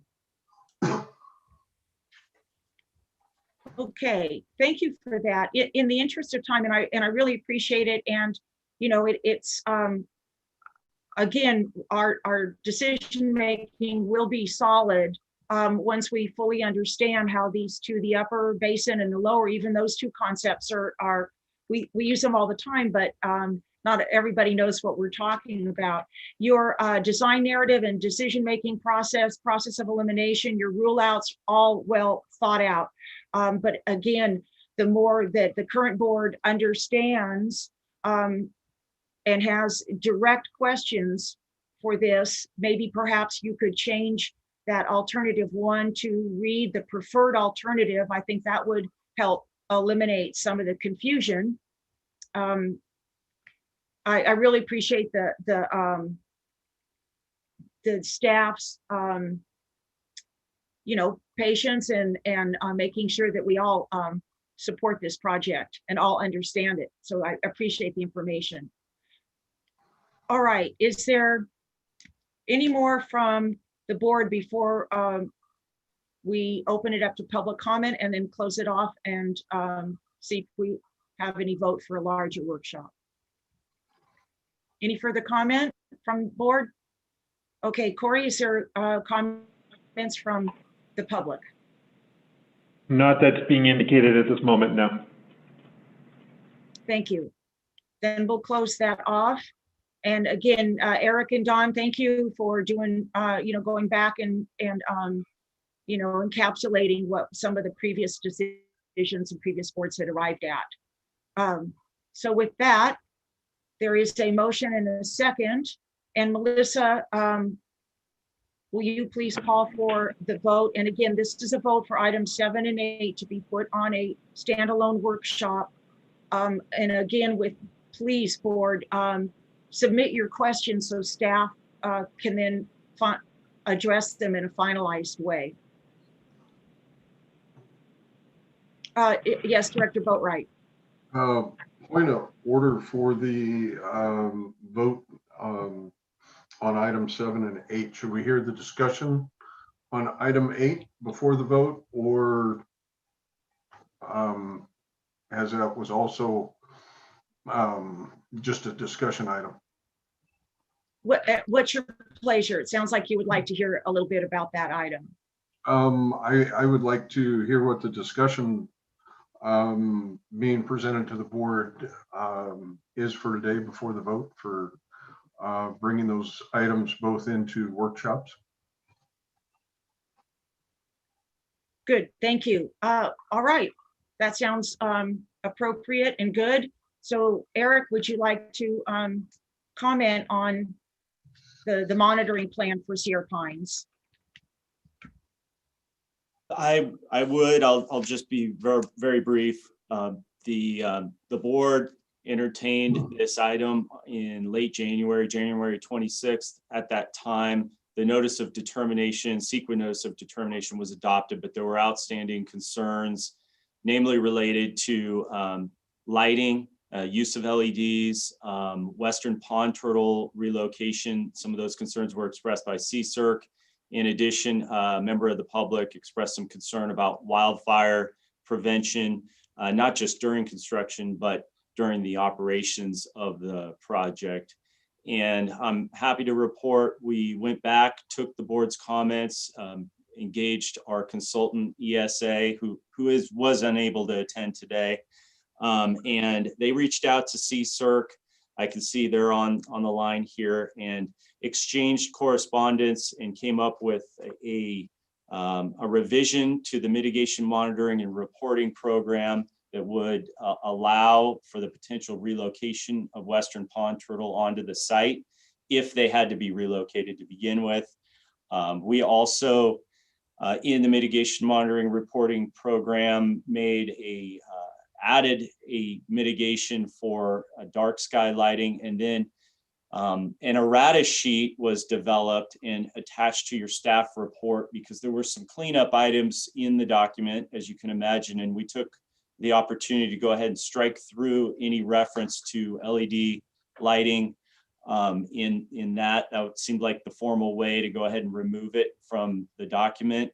And we also made a revision to include wildfire prevention plan that would be submitted and then developed and implemented throughout the life of the project. And I will just briefly say we take wildfire very seriously. The Sierra Pines site has been owned for years, and just, you know, every spring we go out and we mow a buffer strip along the perimeter of the site to, you know, kind of provide a little bit, cut down some of those grasses right in the back of those residents that are adjacent to the site. And we obviously will be taking very serious attention, close attention to this during construction. And then with operations, I actually think that it may be better because we'll have staff on site on a day-to-day basis that can keep their eyes open. Right now, the site's fairly unattended, and yet it's used heavily by members of the public.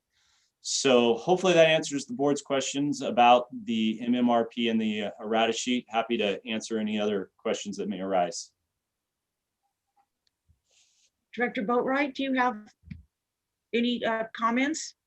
I've just got one, and it's a wording comment on page 88, where it talks about the mitigation for the western pond turtle. And the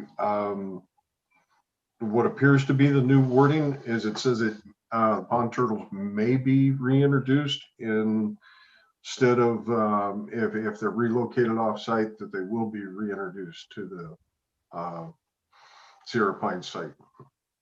The distinction between may and will is only a hedge on the fact that we will need to get approval from Fish and Wildlife to do so, and not knowing, one, if we're going to have to relocate, and two, what the conditions will be like when we reach out to Fish and Wildlife. So that's why the language is in there. All right, thank you. I have no further questions, Okay, President. thank you, David, Director Boatwright, and thank you, Eric, for your explanations. All right, with that, then I will call for a vote on the motion in the second to have a standalone workshop with these items.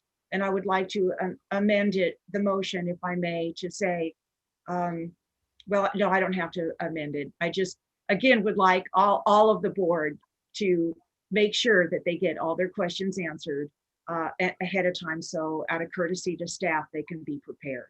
It doesn't need to be in the motion. Okay. Yes, Director Murphy. Oh, that's okay. Thank you. So Melissa, please call for the vote. Okay. Director Balin, Aye. Director Boatwright, Aye. Director Kern, Aye. Director Murphy, Aye. Director Ringen. Yes. Okay, the motion passes 5-0. Thank you, and good discussion. All right, on to item 9. Melissa, please read the item. Okay, operational update on the water and wastewater departments for February 2021. Okay, Don, I think this is yours. Liz, good morning and thank you. It's been a great meeting, pretty expeditious too, so good. So I'll give you a brief update, overview of the operations for February, and then when I'm done, we can open it up for any clarifying questions if you have any. First, I'll start on page 4, the collection systems work orders. I wanted to clearly point out that one of the changes we've made that I think are significant, but hardly noticeable in there, is you see the two work orders there. At the very end, those are SS sanitary sewer overflow follow-up. So these are specific work orders that were generated at the response of a sewer overflow. Years past, staff would just kind of go out there, fix the immediate need and move on, and not really go address the issue there. But specifically now, for the last year plus, we've been having an SSO. You go out there and you clean up the emergency of the day, but followed up with a specific work order to go out there and actually repair the system. And those sorts of things, that's now for a couple of years. So dozens and dozens of these have happened over the course of the year, which are further and further tightening up our collection system. I'm really proud of that effort. And again, it's just kind of a change in culture and mindset towards these sort of things. On page 10, the water treatment division talks about the biannual hydro station checks, where they go out and check 31 hydro-pneumatic stations. These hydro-pneumatic stations are where residents near hilltops who would ordinarily have low to no water pressure rely on a pump station to give them this pressure. And so twice a year we go out and do some preventative maintenance checks. We check them on a regular basis, but twice a year we spend some significant time out there. So I just want to point that out to you. But I'll also make a note that because of some good work we did here in the recent past, a year ago we had 32 of those stations. We now have 31. So I'm pretty happy with that. On page 11 for the collections department, I just wanted to point out is at last, the new and improved Apple Valley Sewer Lift Station has been largely completed and is online and then no longer in jeopardy of being flooded by that creek nearby. So I'm really, really happy to see that project nearly completed. It'll show that it's in active status for a while. We have a couple of lingering things to finish up there before it's completed, and that one of those is paving out there, and it's just not quite the paving season. And then finally, I wanted to talk about our safety portion of the ops report. We finally get an opportunity to recognize some staff for their employee development. So first of all, congratulations to utility worker Andrew Johnson, who successfully achieved his collection system maintenance certification grade 2. Really proud of him. And then on commercial driver's license achievement, congratulations to utility workers Jack Adamak, Darren Valalunga, CJ Sork, Trevor Larsons, who successfully passed their commercial driver's license. And all of those things are, just what we ask of our new employees, and our district really needs these employees with these licenses and certifications so we can complete the mission, and just want to recognize them for a job well done. So with that, unless anybody else has something to ask me or go with, if you have any questions. I see Abby had something to add.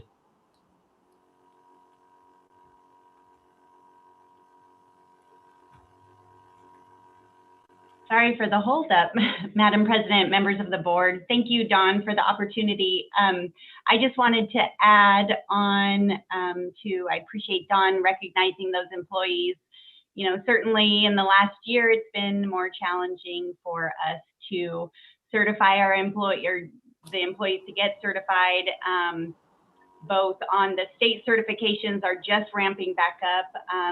The CWEA, California Water Environment Association, who certifies for collection system maintenance, has been offering online testing for a number of months now. So they're a little bit ahead of the game in front of the state for the water distribution, treatment, and wastewater treatment. So they've been adjusting to that. And then also the DMV has been obviously delayed with their testing. And so these 4 employees who achieved their commercial driver's license, really proud of them for sticking to it and being persistent on that. So I appreciate that. We also reintroduced our employee safety recognition program. And so I just wanted to highlight those other 2 individuals. That's wastewater treatment operator Michael Kennedy and water treatment operator Regan Pertz for going above and beyond in safety and providing wonderful recommendations in order to make their areas of operation safer for them and their coworkers. And so I just wanted to acknowledge them as well. So thank you for the opportunity. Thank you, Abby. Appreciate it. Thank you, Abby. Great. Yeah, you can't talk safety too much. It's just going over, you got to keep going over it and going over it because we just sort of get comfortable with what we do. Yeah, great job. Any other comments from the board? Yes, Director Boatwright.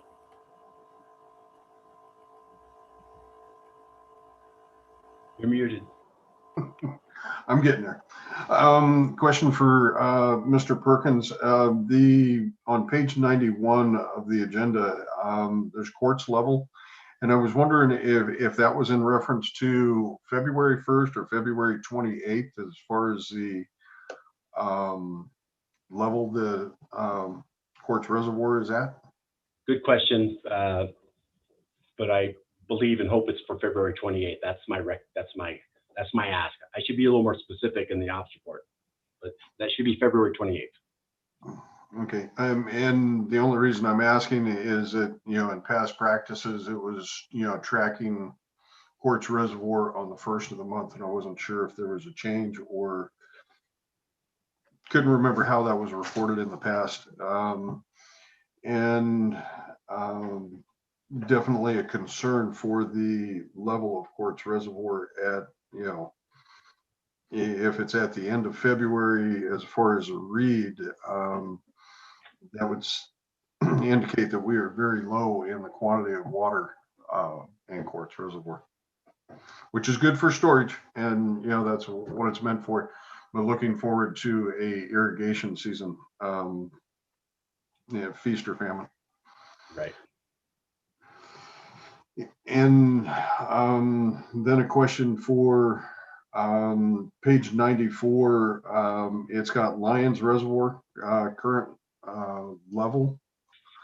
Is there some operational change that is different this year from years past, that it's not a little bit higher?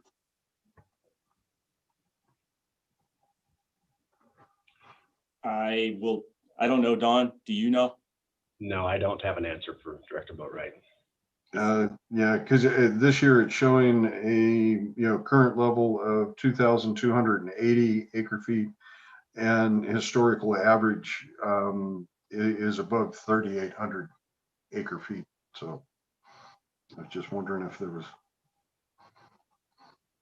Director Boatwright, if I may, I'd like to say that our staff engineer, Glenn Nunnally, works very closely with PG&E on their operations, but PG&E does make the operational choices on Pinecrest and Lyons. Why it's lower, it has something to do with their past operational decisions, and then a little bit lower than normal water year as well. I'm sure that's the explanation why it's deviating from some of the historic averages. All right, thank you. But we are tracking it closely, and the reservoirs will fill and spill with the snowpack that's in our watershed now. Okay. Thank you, Ed. Any further questions for Don or comments? Any comments from the public, Corey? Not at this time, no. Okay. Well, again, John, on behalf of the board and all those that had a hand in the report, it's very helpful. It's just a snapshot of what's going on. It's really great. Thank you on behalf of all of us. I'll report to them your thanks. Thank you. Okay, so since that was a review item, then that brings us to staff reports. Any staff that would like to report? I'll start, if I may, real quickly. Sure. And identified these previously to your board, but I want to remind you, we have a couple of important workshops coming up in the month of April. April 8th is the legislative advocacy. The management team met with California advocates in VNF Solutions recently to brainstorm ideas and concepts and a presentation for your board for the workshop on April 8th. And we're very heartened that there's a lot of good information. I think your board's going to be pleased with, with the information that's going to be presented. It's a long time coming with the executive administration change in Washington, D.C., and a number of the new budgets and bills that are being moved through the system. It's going to be a timely discussion. So looking forward to that April 8th workshop for your board to talk about your state and federal advocacy. And then on Thursday, April 22nd, will be your capital improvement plan workshop. Very important. Besides labor, your CIP is the next biggest cost, and that's a big driver of the budget. So I know Mr. Don Perkins and Eric, they hear from me all the time. They're fine tuning a presentation for you for that date. And we'll step through what the CIP priorities are for your board to consider and discuss prior to the next step, which will be our finance director, Steve Sheffield, to go through the budget for the next fiscal year. So a couple of those workshops, very timely in the month of April. So make sure you're ready. I do send out notices, so make sure it's on your calendar. I know Melissa follows through as well to help you with your calendaring. Thank you. Thank you, Ed, and thank you for your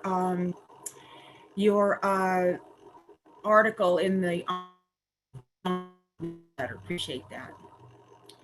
Okay, Eric, anything to for staff report? Nothing to report. Thank you. Okay, and let's see, John, you already gave your report. Anything you would like to add? No, I should probably contribute here, but I always struggle right here. I'll be more prepared one of these months, but thank you. We do our best. Good. All right. And Steve, anything to report this time? Oh, not this time. We're all staying busy, like Ed said, lots of stuff going on, but nothing for the board at this point. Thank you. Great. Thank you, Steve.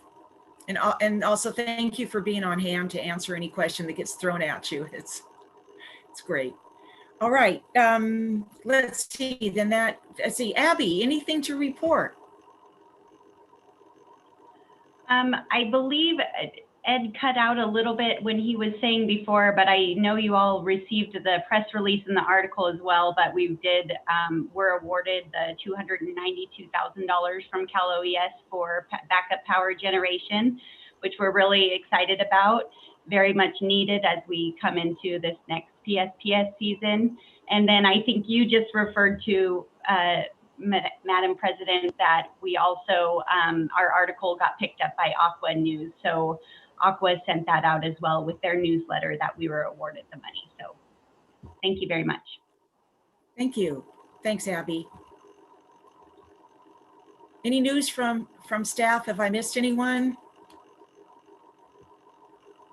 Okay. All right, directors' reports. Do we have any directors' reports?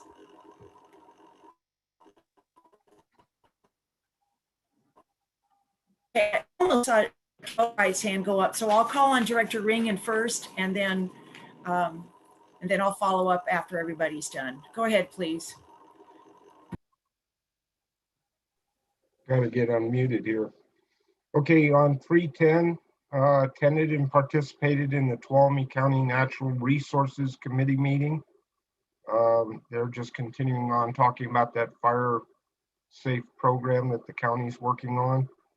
317, attended and participated in the T. Stan Irwin JPA meeting. And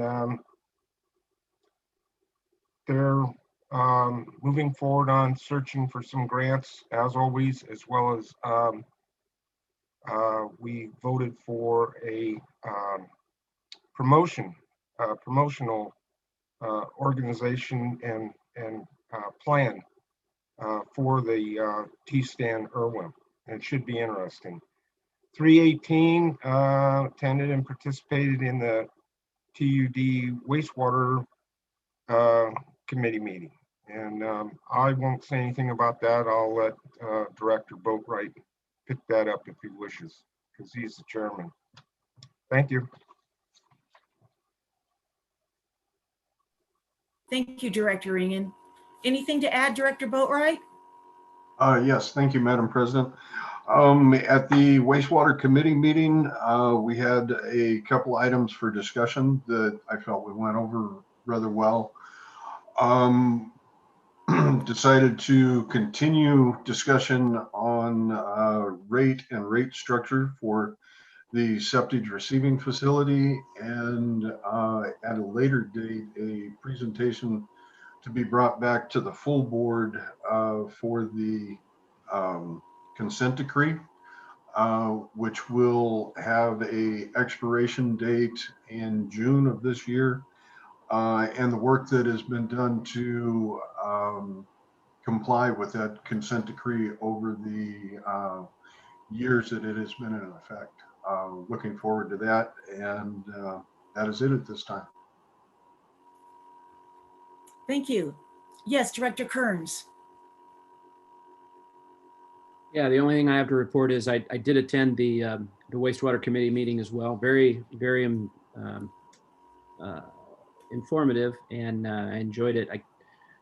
Because I'm not a member of that committee, I did keep my video off and my microphone muted, but found it very interesting. And that's it. Thank you. Thank you. Well, with that, I'll report out on the water committee. We covered a lot of items, and I was just really pleased with the level of interest. We had representatives from the agricultural community there that were very engaged, and we had, let's see, 10 items, and I won't go through them all, but I think at least some of these we will be able to advance to the full board as part of our recommendations. And one of them that I just wanted to highlight was, a couple of them actually, the urban water management plan, what it is and what it isn't, and also the water needs assessment. Those two go together, and I was just very pleased again that staff was on hand. This was just a good discussion to help familiarize the board with these things that staff works with every day, so that we can keep moving forward and not get stalled out with feeling, unprepared. So I'm just very, very happy that we'll be able to move some of these items forward from the water committee recommendations. And I'll let Director Murphy probably comment on our HR, but again, I appreciate the dialogue that we had there. Really learning a lot and learning what Abby's connections and Lisa Westbrook's connections are with our community, and supporting those. And so with that, if Director Murphy, if you had anything to add, then I'll put myself. We reported back at the last meeting. We haven't had a meeting since then, and so I'll leave it at that.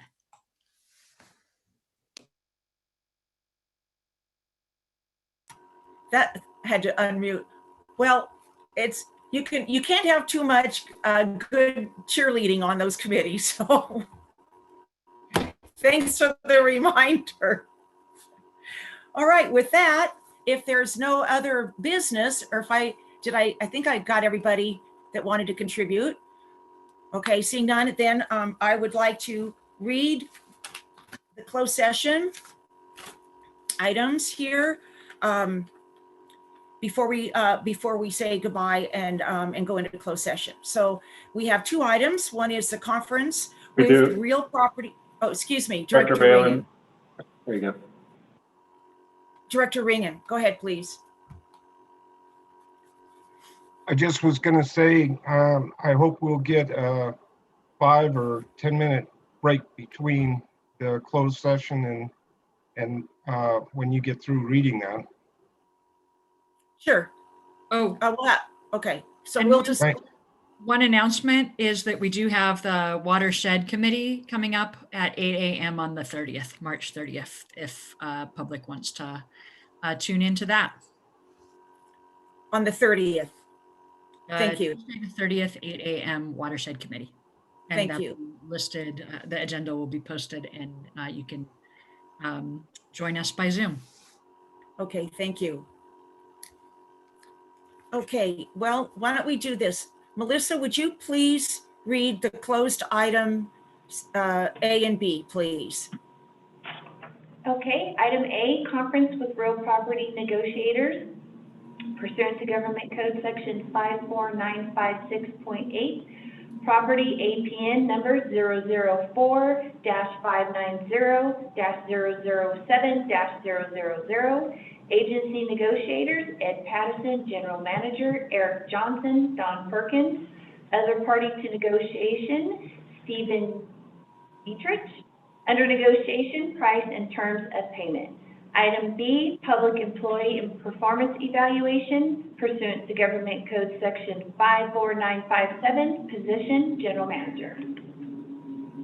Thank you. So let's convene to close session, and let's take a 5-minute break, and that will put us at 11:18. Let's make it 11:20. We'll return back at 11:20.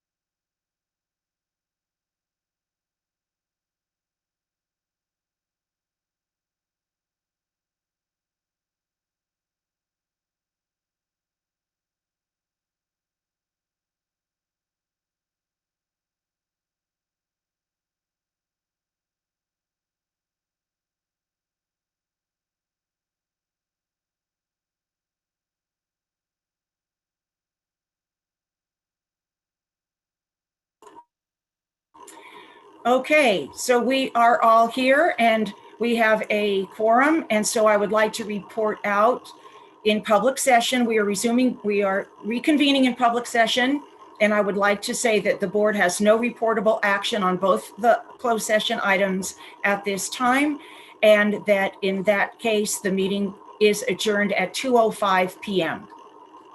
Thank you.